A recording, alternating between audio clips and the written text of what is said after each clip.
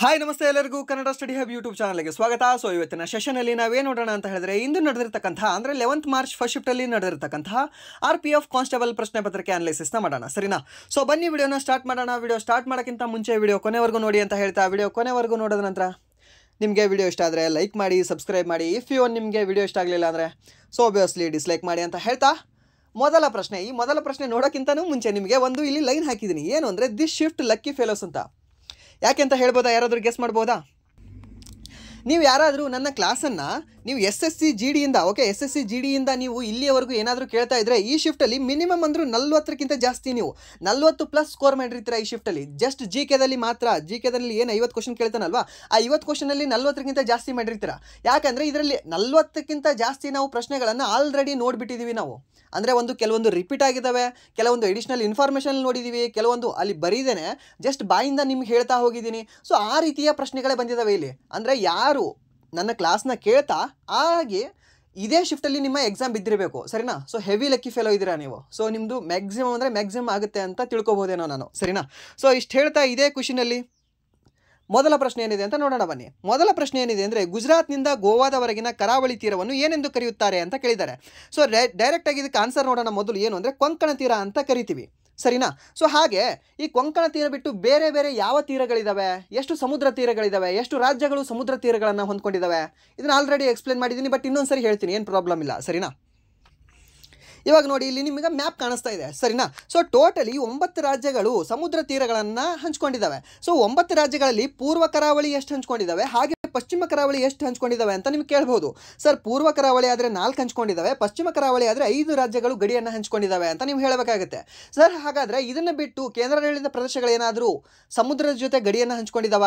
ಹೌದು ಸರ್, ಹಂಚ್ಕೊಂಡಿದ್ದಾವೆ. ಅವು ಎಷ್ಟಿದ್ದಾವೆ? ಅವು 4 ಇದ್ದಾವೆ, ಸರಿನಾ? ಸೊ ಇವು ಕೇಂದ್ರಾಡಳಿತ ಪ್ರದೇಶಗಳನ್ನ ಹಾಕಿದ್ದಾವೆ. ಹಾಗೆ ರಾಜ್ಯಗಳು ಕೇಳಿದ್ರೆ ಟೋಟಲಿ 9 ಇದ್ದಾವೆ, ನೆನ್ಪಿಟ್ಕೊಳ್ಳಿ ಇದನ್ನ, ಸರಿನಾ? ಸೊ ಹಾಗಾದರೆ ಪ್ರತಿಯೊಂದು ಕರಾವಳಿ ತೀರಕ್ಕೆ ನಾವು ಯಾವ್ಯಾವ ಹೆಸರಿನಿಂದ ಕರಿತೀವಿ ಅಂತ ಇಂಪಾರ್ಟೆಂಟ್ ಆಗುತ್ತೆ. ಯಾಕಂದರೆ ಈ ಪ್ರಶ್ನೆಯನ್ನು ರಿಪೀಟ್ ಬಾರ್ ಕೇಳ್ತಾ ಇದ್ದಾನೆ, ಸರಿಯಾ?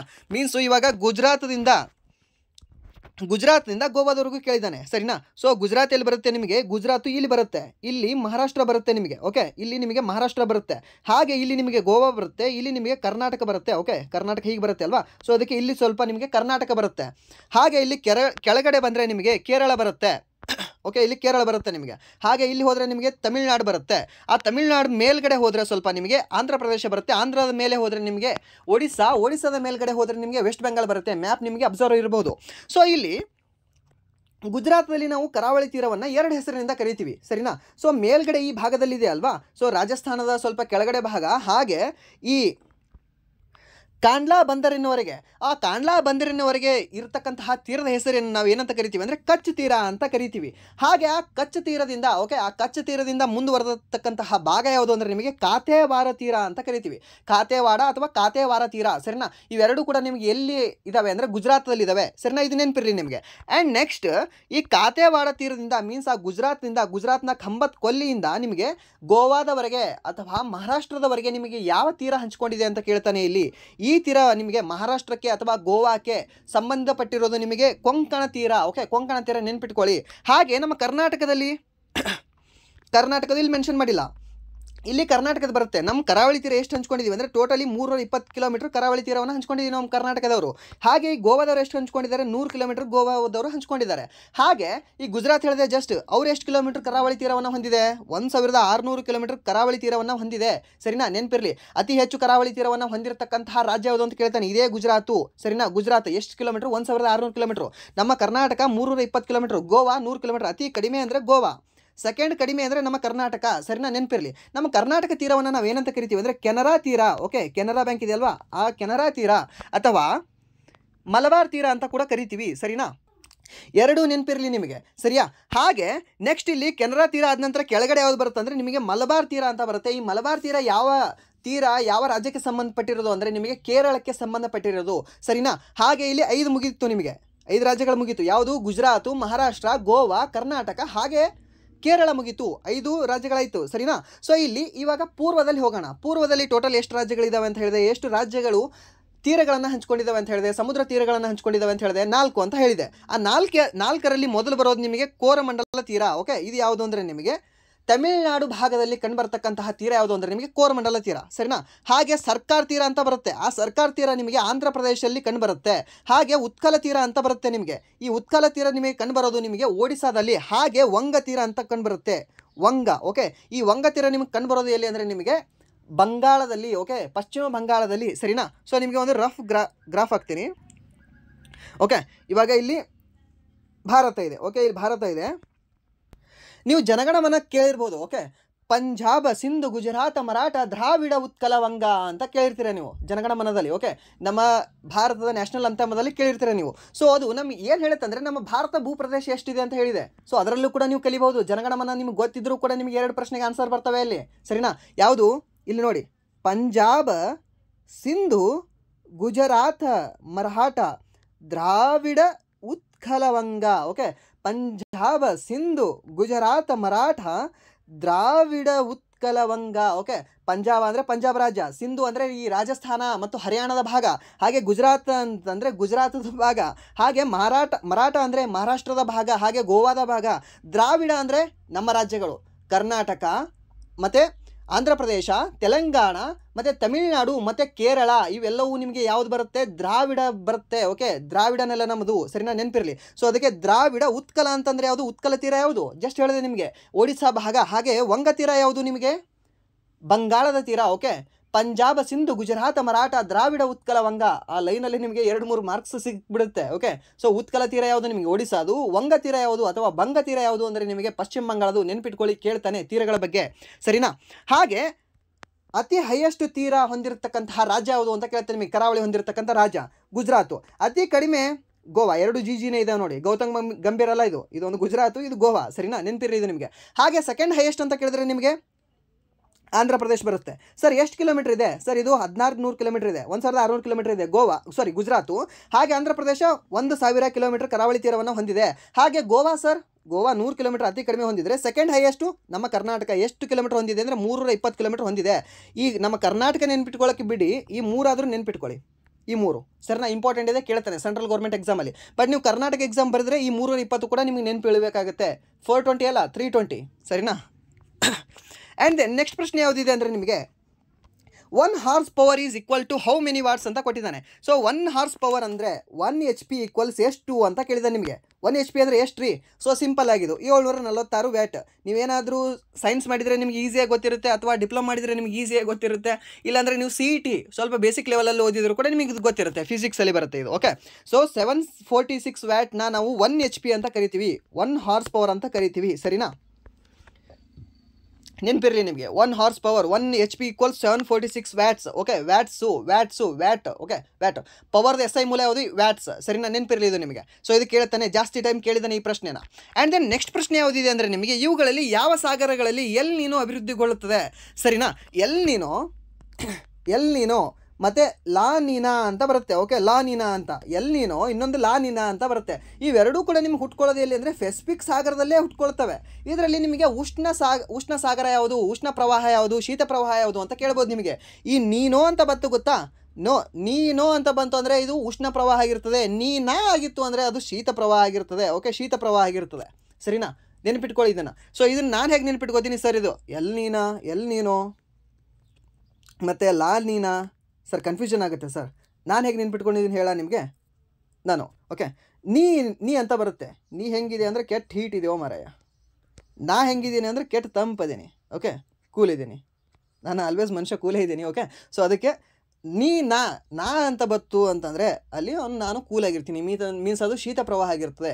ನೀನೇನೋ ಅಂತ ಬಂತು ಅಂದರೆ ಅದು ಉಷ್ಣ ಪ್ರವಾಹ ಆಗಿರ್ತದೆ. ನೆನಪಿಟ್ಕೊಳ್ಳಿ, ಹೀಗೆ ನೆನಪಿಟ್ಕೋಬೋದು. ಇಲ್ಲಾಂದರೆ ಕನ್ಫ್ಯೂಷನ್ ಆಗುತ್ತೆ ನಿಮಗೆ. ಎರಡು ಸೇಮ್ ಅನಿಸುತ್ತೆ, ಸೇಮ್ ಬಟ್ ಡಿಫ್ರೆಂಟ್ ಅಂತ ಹೇಳ್ಸಿದ್ರೆ ರೀಲ್ಸ್ ಎಲ್ಲ ನೋಡಿರ್ತೀರ ಗೊತ್ತಾ.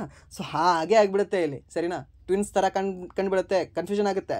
ಇವೆರಡೂ ಕೂಡ ನಿಮ್ಗೆ ಹುಟ್ಕೊಳ್ಳೋದು ಪೆಸಿಫಿಕ್ ಸಾಗರದಲ್ಲಿಯೇ, ಸರಿನಾ. ನಮ್ಮ ಭಾರತದಲ್ಲಿ ಮಳೆ ಆಗಬೇಕಂದ್ರೆ ಇವೇ 2 ಕಾರಣ ಆಗ್ತವೆ. ಯಾವುದು, ಎಲ್ ನೀನೋ ಸ್ಪೆಸಿಫಿಕ್ಕೇ ಕಾರಣ ಆಗ್ತದೆ, ಸರಿನಾ. ನೆನಪಿರಲಿ, ಇದು ಉಷ್ಣ ಪ್ರವಾಹ, ಇದು ಯಾವುದು ಎಲ್ ನೀನೋ ಅನ್ನೋದು. ಹಾಗೆ ಲಾ ನೀನಾ ಅನ್ನೋದು ಶೀತ ಪ್ರವಾಹ, ನೆನ್ಪಿಟ್ಕೊಳ್ಳಿ, ಸರಿನಾ. ಈ ನಾನು ಹೇಳಿರೋ ಟ್ರಿಕ್ ಆದರೂ ಯೂಸ್ ಮಾಡ್ಕೊಳ್ಳಿ, ಇಲ್ಲಾಂದರೆ ನಿಮಗೆ ಬೇರೆ ರೀತಿ ಯೂಸ್ ಆಗ್ತಿತ್ತು ಅಂದರೆ ಬೇರೆ ರೀತಿ ನೆನ್ಪಿಟ್ಕೊಳ್ಳಿ ಅಷ್ಟೇ, ಏನು ಪ್ರಾಬ್ಲಮ್ ಇಲ್ಲ. ಸೊ ಇದು ಯಾವ ಒಂದು ಸಾಗರದಲ್ಲಿ ಹುಟ್ಟುತ್ತದೆ, ಸಮಭಾಜಕ ವೃತ್ತದಲ್ಲಿ ಪೆಸಿಫಿಕ್ ಸಾಗರದಲ್ಲಿ ಹುಟ್ಟುತ್ತದೆ. ಓಕೆ, ಪೆಸಿಫಿಕ್ ಸಾಗರದಲ್ಲಿ ಹುಟ್ಟೋದು ಯಾವುದು ಅಂದರೆ ನಿಮಗೆ ಎಲ್ ನೀನೋ ಅಥವಾ ಲಾ ನೀನಾ ಎರಡೂ ಕೂಡ ಹುಟ್ಟುತ್ತವೆ, ಸರಿನಾ.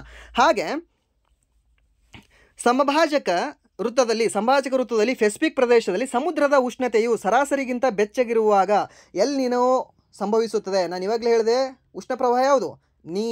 ನೀನು ಉಷ್ಣ ಆಗಿದೆಯಾ? ನಾನು ಕೂಲಾಗಿದ್ದೀನಿ. ಓಕೆ, ಎಷ್ಟು ಕೂಲಾಗಿದ್ದೀನಿ? ಭಗವಾನ್ ಬುದ್ಧನಕ್ಕಿಂತ ಕೂಲಾಗಿದ್ದೀನಿ ಅಂತ ಹೇಳ್ಬೋದು. ಓಕೆ, ಅಷ್ಟು ನಾವು ಇರೋಕ್ಕಾಗಲ್ಲ. ಭಗವಾನ್ ಬುದ್ಧನೇ, ನಾವು ಸಾಮಾನ್ಯ ಮನುಷ್ಯರೇ. ಬಟ್ ಹಾಗೆ ನೀವು ಕಂಪೇರ್ ಮಾಡ್ಕೋಬೋದು, ನೆನ್ಪಿಟ್ಕೋಬೋದು, ಏನು ಪ್ರಾಬ್ಲಮ್ ಇಲ್ಲ. ಸರಿನಾ? ಸೊ ಕೇಳ್ತಾನೆ, ನೆನ್ಪಿಟ್ಕೊಳ್ಳಿ. ಸರಿನಾ? ಆ್ಯಂಡ್ ದೆನ್ ನೆಕ್ಸ್ಟ್ ಪ್ರಶ್ನೆ ಏನಿದೆ ಅಂದರೆ, ಈ ಕೆಳಗಿನವುಗಳಲ್ಲಿ ಯಾವುದನ್ನು ಗೋಲ್ಡನ್ ಫೈಬರ್ ಎಂದು ಕರೆಯಲಾಗುತ್ತದೆ? ಓಕೆ, ಗೋಲ್ಡನ್ ಫೈಬರ್ ಯಾವುದಕ್ಕೆ ಕರಿತೀವಿ ರೀ ನಾವು? ಬಂಗಾರದ ನಾರು ಯಾವುದಕ್ಕೆ ಕರಿತೀವಿ ನಾವು? ಚಿನ್ನದ ನಾರು ಅಂತ ಯಾವುದಕ್ಕೆ ಕರಿತೀವಿ? ಸೆಣಬಿಗೆ. ಓಕೆ, ಸೆಣಬಿಗೆ ನಾವೇನಂತ ಕರಿತೀವಿ ಅಂದರೆ ಗೋಲ್ಡನ್ ಫೈಬರ್ ಅಂತ ಕರಿತೀವಿ, ಚಿನ್ನದ ನಾರು ಅಂತ ಕರಿತೀವಿ. ಸರಿನಾ? ನೆನಪಿರ್ರಿ ಇದು ನಿಮಗೆ. ಹಾಗೆ ಈ ಸೆಣಬಿಗೆ ಇಂಗ್ಲೀಷಲ್ಲಿ ಒಂದು ಪದ ಕರಿತೀವಿ, ಏನಂದರೆ ಜೂಟ್ ಅಂತ ಕರಿತೀವಿ. ಸರಿನಾ? ಜೂಟ್ ಅಂದರೆ ಹಾರು ಬಿಡೋದಲ್ಲ. ಸೊ ಜೂಟ್ ಅಂದರೆ ನಿಮಗೆ ಸೆಣಬು ಅಂದಂಗೆ. ಈ ಜೂಟು ಅತಿ ಹೆಚ್ಚು ಯಾವ ಒಂದು ರಾಜ್ಯದಲ್ಲಿ ಬೆಳೀತಾನೆ ಅಂತ ಕೇಳ್ತಾನೆ ನಿಮಗೆ. ವೆಸ್ಟ್ ಬೆಂಗಾಲಲ್ಲಿ ಬೆಳೀತಾರೆ. ಸರಿನಾ? ಹಾಗೆ ಈ ಸೆಣಬನ್ನು ಅಥವಾ ಈ ಜೂಟನ್ನು ಅತಿ ಹೆಚ್ಚು ಉತ್ಪಾದನೆ ಮಾಡುವ ರಾಷ್ಟ್ರ ಯಾವುದು ಅಂತ ಕೇಳ್ತಾನೆ. ನಮ್ಮ ಭಾರತ ಏನಿದೆ ಅಲ್ವಾ, ಅತಿ ಹೆಚ್ಚು ಉತ್ಪಾದನೆ ಮಾಡುತ್ತೆ. ಹಾಗೆ ನಿಮಗೆ ಇನ್ನೊಂದು ಕೇಳ್ಬೋದು, ಅತಿ ಹೆಚ್ಚು ರಫ್ತು ಮಾಡುವ ದೇಶ ಯಾವುದು ಅಂತ ಕೇಳ್ಬೋದು. ಉತ್ಪಾದನೆ ಅಂದಾಗ ಇಂಡಿಯಾ. ಹಾಗೆ ರಫ್ತು ಅಂತ ಏನಾದರೂ ಬಂದರೆ ಈ ಸೆಣಬಿನಲ್ಲಿ ಬಾಂಗ್ಲಾದೇಶ ಪ್ರಥಮ ಸ್ಥಾನದಲ್ಲಿದೆ. ಓಕೆ, ಬಾಂಗ್ಲಾದೇಶ ಪ್ರಥಮ ಸ್ಥಾನದಲ್ಲಿದೆ. ಉತ್ಪಾದನೆಯಲ್ಲಿ ನಮ್ಮ ಇಂಡಿಯಾ ಪ್ರಥಮ ಸ್ಥಾನದಲ್ಲಿದ್ದರೆ, ಹಾಗೆ ರಫ್ತಿನಲ್ಲಿ ನಿಮಗೆ ಬಾಂಗ್ಲಾದೇಶ ಪ್ರಥಮ ಸ್ಥಾನದಲ್ಲಿದೆ. ಇದರಲ್ಲಿ ಸೆಣಬಿನಲ್ಲಿ ನೆನ್ಪಿಟ್ಕೊಳ್ಳಿ, ಸೆಣಬಿಗೆ ಇನ್ನೊಂದು ಹೆಸರು ಕರಿತೀವಿ ನಾವು, ಜೂಟ್ ಅಂತ ಕರಿತೀವಿ. ಹಾಗೆ ಇದಕ್ಕೊಂದು ನಿಕ್ನೇಮ್ ಇದೆ, ಒಂದು ಅವಾರ್ಡ್ ಇದೆ. ಏನಿದು? ಗೋಲ್ಡನ್ ಫೈಬರ್ ಅಂತ. ಓಕೆ, ಚಿನ್ನದ ನಾರು ಅಂತ. ಸರಿನಾ? ನೆನಪಿರಿ ಇದು ನಿಮಗೆ. ಹಾಗೆ ಈ ಚಿನ್ನದ ನಾರು ಅಥವಾ ಈ ಸೆಣಬಿನಲ್ಲಿ ಯಾವ ಒಂದು ಭಾಗ ಉಪಯೋಗಕ್ಕೆ ಬರ್ತದೆ ಅಂತ ಕೇಳ್ತಾನೆ ನಿಮಗೆ. ಕಾಂಡದ ಭಾಗ ಉಪಯೋಗಕ್ಕೆ ಬರುತ್ತೆ. ಓಕೆ, ಕಾಂಡದ ಭಾಗ ಉಪಯೋಗಕ್ಕೆ ಬರುತ್ತೆ ಇದರಲ್ಲಿ. ಸರಿನಾ? ಕಾಂಡದ ಭಾಗ ಉಪಯೋಗಕ್ಕೆ ಬರುತ್ತೆ, ನೆನಪಿರಿ ನಿಮಗೆ. ಹಾಗೆ ಹತ್ತಿಯಲ್ಲಿ ಯಾವ ಭಾಗ ಉಪಯೋಗಕ್ಕೆ ಬರುತ್ತೆ? ಕಾಯಿ ಉಪಯೋಗಕ್ಕೆ ಬರುತ್ತೆ. ಓಕೆ, ಕಾಯಿ. ಸರ್ ಇಲ್ಲ ಸರ್, ಅದು ಹೂವು. ಸರ್ ಅದು ಹೂವಲ್ಲ ಸರ್, ಅದು ಆ್ಯಕ್ಚುಲಿ ಕಾಯಿ. ಹತ್ತಿ ಕಾಯಿ ಅಂತ ಕರೀತಾರೆ ಅದಕ್ಕೆ. ಓಕೆ, ಅದು ಕಾಯಿ. ಆ ಕಾಯಿ ಉಪಯೋಗಕ್ಕೆ ಬರುತ್ತೆ. ಆ ಹತ್ತಿಯಲ್ಲಿ ಯಾವ ಒಂದು ಪ್ರಮಾಣ, ಯಾವುದೊಂದು ಧಾತು ಇರ್ತದೆ ಅಂತ ಕೇಳ್ತಾನೆ, ಯಾವುದೊಂದು ಅದು ಏನೋ ಒಟ್ಟಿನಲ್ಲಿ ಅದು ಏನಿರ್ತದೆ ಅಂತ ಕೇಳ್ತಾನೆ. ಸೆಲ್ಯುಲೋಸ್ ಇರ್ತದೆ. ಓಕೆ, ಸೆಲ್ಯುಲೋಸ್ ಇರ್ತದೆ ಅದರಲ್ಲಿ. ಸೆಲ್ಯುಲೋಸ್ ಎಲ್ಲಿ ಕಂಡು ಬರ್ತದೆ ಅಂದರೆ ನಿಮಗೆ ಸೆಲ್ಯುಲೋಸ್ ಎನ್ನುವ ಸಕ್ಕರೆ, ಯಾವ ಸಕ್ಕರೆ ಇರ್ತದೆ ಅಂತ ಕೇಳ್ತಾನೆ. ಓಕೆ, ಇದರಲ್ಲಿ ಹತ್ತಿಯಲ್ಲಿ ಯಾವ ಸಕ್ಕರೆ ಇದೆ ಅಂತ ಕೇಳಿದಾಗ ನೀವು ಸೆಲ್ಯುಲೋಸ್ ಎಂಬ ಸಕ್ಕರೆ ಕಂಡು ಬರ್ತದೆ ಅಂತ ಹೇಳಬೇಕಾಗುತ್ತೆ. ಓಕೆ, ನೆನಪಿಟ್ಕೊಳ್ಳಿ ಇದನ್ನು. ಆ್ಯಂಡ್ ದೆನ್ ನೆಕ್ಸ್ಟ್ ಪ್ರಶ್ನೆ ಏನಿದೆ ಅಂದರೆ, ಮಾರ್ಚ್ 1931ರಲ್ಲಿ ಮಹಾತ್ಮ ಗಾಂಧೀಜಿಯವರು ಯಾವ ವೈಸ್ರಾಯಿಗೆ ಪತ್ರ ಬರೆದಿದ್ದರು? ಸೊ ಇದನ್ನು ಕೂಡ 1931ರಲ್ಲಿ ಯಾವ ವೈಸ್ರಾಯ್ ಇದ್ದು ಅಂತ ಗೊತ್ತಿದ್ರೆ ನಿಮಗೆ ಈಸಿಯಾಗಿ ಆನ್ಸರ್ ಬರುತ್ತೆ. ಯಾರಿದ್ದ? ಲಾರ್ಡ್ ಇರ್ವಿನವನು ಇದ್ದ. ಸರಿನಾ? ಸೊ ಅವನಿಗೆ ಪತ್ರ ಬರೀತಾರೆ ಯಾರು? ಮಹಾತ್ಮ ಗಾಂಧೀಜಿಯವರು. ಸರಿನಾ? ಸೊ ಲಾರ್ಡ್ ಇರ್ವಿನ್ ಅವರಿಗೆ ಪತ್ರ ಬರೆದರು ಯಾರು? ಗಾಂಧೀಜಿಯವರು. ಗಾಂಧಿ ಇರ್ವಿನ್ ಒಪ್ಪಂದಕ್ಕೆ ಮಾರ್ಚ್ 5, 1931ರಂದು ಮಹಾತ್ಮ ಗಾಂಧೀಜಿ ಮತ್ತು ಲಾರ್ಡ್ ಇರ್ವಿನ್ ನಡುವೆ ಸಹಿ ಹಾಕಲಾಯಿತು. ಎಲ್ಲಿ ಹಾಕಲಾಯಿತು ಅಂತ ಕೇಳ್ತಾನೆ. ದೆಹಲಿಯಲ್ಲಿ ಹಾಕಲಾಯಿತು. ಸರಿನಾ? ಕೇಳ್ತಾನೆ ಎಲ್ಲಿ ಹಾಕಲಾಯಿತು, ಎಲ್ಲಿ ಸಹಿ ಮಾಡಿದ್ರು, ಎಲ್ಲೆಲ್ಲಿ ಕೂತ್ ಸಹಿ ಮಾಡಿದ್ರು, ಎಲ್ಲೆಲ್ಲಿ ಮೀಟಿಂಗ್ ಮಾಡಿದ್ರು ಎಲ್ಲ ಕೇಳ್ತಾನೆ. ಸರಿನಾ? ಸೊ ಅವ್ನು ಹೆಂಗೆ ಕೇಳ್ತಾನೆ ಹಂಗೆ ಹೇಳಬೇಕಾಗುತ್ತೆ. ಎಲ್ಲಿ ಅಂದರೆ ದೆಹಲಿಯಲ್ಲಿ. ಯಾವ ದಿನಾಂಕ? ಮಾರ್ಚ್ 5, 1931ರಂದು. ಯಾರ್ಯಾರ ನಡುವೆ? ಲಾರ್ಡ್ ಇರ್ವಿನ್ ಮತ್ತು ಗಾಂಧಿಯ ನಡುವೆ. ಸರಿನಾ? ಸೊ ಇವರಿಬ್ಬರ ಹೆಸರು ನೆನ್ಪಿಟ್ಕೊಳ್ಳಿ. ಹಾಗೆ ಗಾಂಧಿ ಮತ್ತು ಇರ್ವಿನ್ ನಡುವೆ ಸಹಿ ಹಾಕಲಾಯಿತು. ಲಂಡನ್ನಲ್ಲಿ ನಡೆದ 2ನೇ ದುಂಡು ಮೇಜಿನ ಸಮ್ಮೇಳನಕ್ಕೂ ಮುನ್ನ ಈ ಒಪ್ಪಂದಕ್ಕೆ ಬರಲಾಗಿತ್ತು. ಓಕೆ, ಈ ಒಪ್ಪಂದದಲ್ಲಿ ಏನು ಹೇಳಲಾಗ್ತದೆ ಅಂದರೆ, ನೀವು 2ನೇ ದುಂಡು ಮೇಜಿನ ಸಮ್ಮೇಳನಕ್ಕೆ ಭಾಗವಹಿಸ್ರಿ ಅಂತೇಳಿ ಇರ್ವಿನ್ ಇದ್ರೇನೋ ಕೇಳ್ಕೊತಾನೆ. ನಾನೇನಾದರೂ ಹಂಗೆ ಭಾಗವಹಿಸ್ಬೇಕಂದ್ರೆ ಅಪ್ಪ ನೀನು ನನ್ನ ಕೆಲವೊಂದು ಮಾತುಗಳನ್ನ ಕೇಳಬೇಕು ಅಂತ ಇವನು ಹೇಳ್ತಾನೆ. ಯಾರು? ಗಾಂಧೀಜಿ. ಸರಿನಾ? ಸೊ ಅದಕ್ಕೆ ಅವರಿಬ್ಬರ ನಡುವೆ ಒಂದು ಒಪ್ಪಂದ ಆಗುತ್ತೆ. ಭಗತ್ ಸಿಂಗು ಮತ್ತು ಇವರೇನು ಬರ್ತಾರಲ್ವಾ, ಸೊ ಭಗತ್ ಸಿಂಗ್ಗೆ, ರಾಜ್ಗುರು ಮತ್ತು ಸುಖದೇವ್ ಅವರಿಗೆ ಬಿಡುಗಡೆ ಮಾಡುವಂಥ ಅವತ್ತೇನಾದರೂ ಗಾಂಧೀಜಿ ಹೇಳಿದ್ದ ಇದೇ ಮಾರ್ಚ್ 5ನೇ ತಾರೀಕು ಅಂದರೆ ಅವರು ಜೀವಂತಾಗಿರ್ತಿದ್ರು. ಸರಿನಾ? ಸೊ ಅದಕ್ಕೆ ಇವರಿಗೆ ಮುಂದೆ ಕಪ್ಪು ಬಾವುಟ ತೋರಿಸ್ತಾರೆ. ಮುಂದೆ ಇವರು ಮಿನಿಮಮ್ ಅಂದ್ರೆ ಒಂದು 6 ವರ್ಷ ಬಹಿರಂಗ ಸಮಾವೇಶದಲ್ಲಿ ಕಾಣಿಸೋದಿಲ್ಲ. ಕಪ್ಪು ಬಾವುಟದ ಒಂದು ಚಿಹ್ನೆ ಏನು ಅಂದರೆ, ಇವಾಗ ಕಪ್ಪು ಬಾವುಟ ತೋರಿಸ್ತಾ ಇದ್ದೀನಿ, ನೆಕ್ಸ್ಟ್ ಏನಾದರೂ ನೀನು ಹಿಂಗೆ ಹೊರಗಡೆ ಸಿಕ್ಕರೆ ನಿನ್ನನ್ನು ಸಾಯಿಸ್ತೀವಿ ಅಂದಂಗೆ ಅದರ ಅರ್ಥ. ಓಕೆ, ಅದಕ್ಕೆ ಬ್ಲ್ಯಾಕ್ ಬಾವುಟ ತೋರಿಸ್ತಿದ್ರು. ಫಸ್ಟ್ ಟೈಮ್ ಬ್ಲ್ಯಾಕ್ ಬಾವುಟ ತೋರಿಸ್ತಾರೆ, ಅದೊಂದು ಸಿಗ್ನಲ್. ನೆಕ್ಸ್ಟ್ ಟೈಮ್ ಇನ್ನೊಂದು ಸಿಕ್ಕರೆ ಕಳಿಸ್ತೀವಿ ಅಂದಂಗೆ ಅದರ ಅರ್ಥ. ಸರಿ, ನೆನಪಿಟ್ಕೊಳ್ಳಿ ಬ್ಲ್ಯಾಕ್ ಬಾವುಟ ಯಾಕೆ ತೋರಿಸ್ತಾರೆ ಅಂತ ಕೇಳಬಹುದು ನಿಮಗೆ. ಸರಿನಾ? ಹಾಗೆ ವೈಟ್ ಬಾವುಟ ಶಾಂತಿಯ ಸಂಕೇತ. ಸರಿನಾ? ನಾವು ನಿಮ್ಮ ಜೊತೆ ಇದ್ದೀವಿ ಅಂತ ಅಂದಂಗೆ ಅದರ ಅರ್ಥ. ಆ್ಯಂಡ್ ದೆನ್ ನೆಕ್ಸ್ಟ್ ಪ್ರಶ್ನೆ ಏನಿದೆ ಅಂದರೆ, ಗುಜರಾತ್ನಿಂದ, ಓಕೆ ಅದು ಇವಾಗ ಹೇಳಿದೆ ಅಲ್ವಾ ಇವಾಗಲೇ. ಸೊ ಥಾರ್ ಮರುಭೂಮಿ ಯಾವ ನೆರೆಯ ದೇಶದಲ್ಲಿ ಹರಡಿದೆ ಅಂತ ಕೇಳಿದ್ದಾನೆ. ಸೊ ನಿಮಗೆ ಹೇಳಿದ್ದೀನಿ ಇದ್ರ ಬಗ್ಗೆ ಕೂಡ ಪ್ರಶ್ನೆ ಕೇಳ್ತಾನೆ ಅಂತ. ಮೊನ್ನೆ ಹೇಳಿದ್ದೀನಿ ಥಾರ್ ಮರುಭೂಮಿ ಬಗ್ಗೆ ಪ್ರಶ್ನೆ ಕೇಳ್ತಾ ಇದ್ದಾನೆ ಅಂತ. ಸೊ ಯಾವ್ಯಾವ ದೇಶದಲ್ಲಿ ಹರಡಿದೆ ಥಾರ್ ಮರುಭೂಮಿ? ನಮ್ಮ ಇಂಡಿಯಾ ಮತ್ತು ಪಾಕಿಸ್ತಾನದಲ್ಲಿ ಏನಂತ ಕರಿತೀವಿ ಇದಕ್ಕೆ ನಾವು ಅಂದರೆ ಚೋಲಿಸ್ತಾನ್ ಅಂತ ಕರಿತೀವಿ. ಓಕೆ, ಇದೇ ಥಾರ್ ಮರುಭೂಮಿಯನ್ನು ನಮ್ಮ ಭಾರತದಲ್ಲಿ ಥಾರ್ ಮರುಭೂಮಿ ಅಂತ ಕರೆದ್ರೆ, ಹಾಗೆ ಪಾಕಿಸ್ತಾನದಲ್ಲಿ ಚೋಲಿಸ್ತಾನ್ ಅಂತ ಕರೀತಾರೆ. ಸರಿನಾ? ನೆನಪಿರಲಿ, ಎರಡೂ ದೇಶಗಳಲ್ಲಿ ಹಂಚಿಕೆ ಆಗಿದೆ. ಹಾಗೆ ನಮ್ಮ ಭಾರತದಲ್ಲಿ ಎಷ್ಟು ರಾಜ್ಯಗಳಲ್ಲಿ ಹಂಚಿಕೆ ಆಗಿದೆ ಅಂತ ಕೇಳಿದ್ರೆ ಟೋಟಲಿ 4 ರಾಜ್ಯಗಳಲ್ಲಿ ಹಂಚಿಕೆ ಆಗ್ತದೆ. ಯಾವ್ಯಾವ ರಾಜ್ಯ? ಒಂದು ಗುಜರಾತು, ಇನ್ನೊಂದು ರಾಜಸ್ಥಾನ ಮತ್ತು ಪಂಜಾಬ್ ಹಾಗೆ ಹರಿಯಾಣ ರಾಜ್ಯಗಳಲ್ಲಿ, ಈ 4 ರಾಜ್ಯಗಳಲ್ಲಿ ಈ ಥಾರ್ ಮರುಭೂಮಿ ಹಂಚಿಕೆಯಾಗಿದೆ, ನೆನ್ಪಿಟ್ಕೊಳ್ಳಿ. ಹಾಗೆ ದೇಶ ಅಂತ ಕೇಳಿದರೆ 2 ದೇಶ, ಪಾಕಿಸ್ತಾನ ಮತ್ತು ಭಾರತ, ಸರಿನಾ? ಪಾಕಿಸ್ತಾನ ಮತ್ತು ಭಾರತದಲ್ಲಿ ಏನಂತ ಕರಿತೀವಿ? ಥಾರ್ ಮರುಭೂಮಿ ಅಂತ ಕರಿತೀವಿ. ಹಾಗೆ ಪಾಕಿಸ್ತಾನದಲ್ಲಿ ಏನಂತ ಕರಿತೀವಿ? ಚೋಲಿಸ್ತಾನ್ ಅಂತ ಕರಿತೀವಿ. ಹಾಗೆ ಈ ಮರುಭೂಮಿ ಬಿಟ್ಟು ಇನ್ನೊಂದು ಮರುಭೂಮಿ ಬರುತ್ತೆ, ಅಫ್ಘಾನಿಸ್ತಾನದಲ್ಲಿ ಒಂದು ಮರುಭೂಮಿ ಬರುತ್ತೆ. ಆ ಅಫ್ಘಾನಿಸ್ತಾನದಲ್ಲಿ ಕಂಡುಬರ್ತಕ್ಕಂತಹ ಮರುಭೂಮಿಯ ಹೆಸರೇನು ಅಂತ ಕೇಳ್ತಾನೆ. ರೇಗಿಸ್ತಾನ.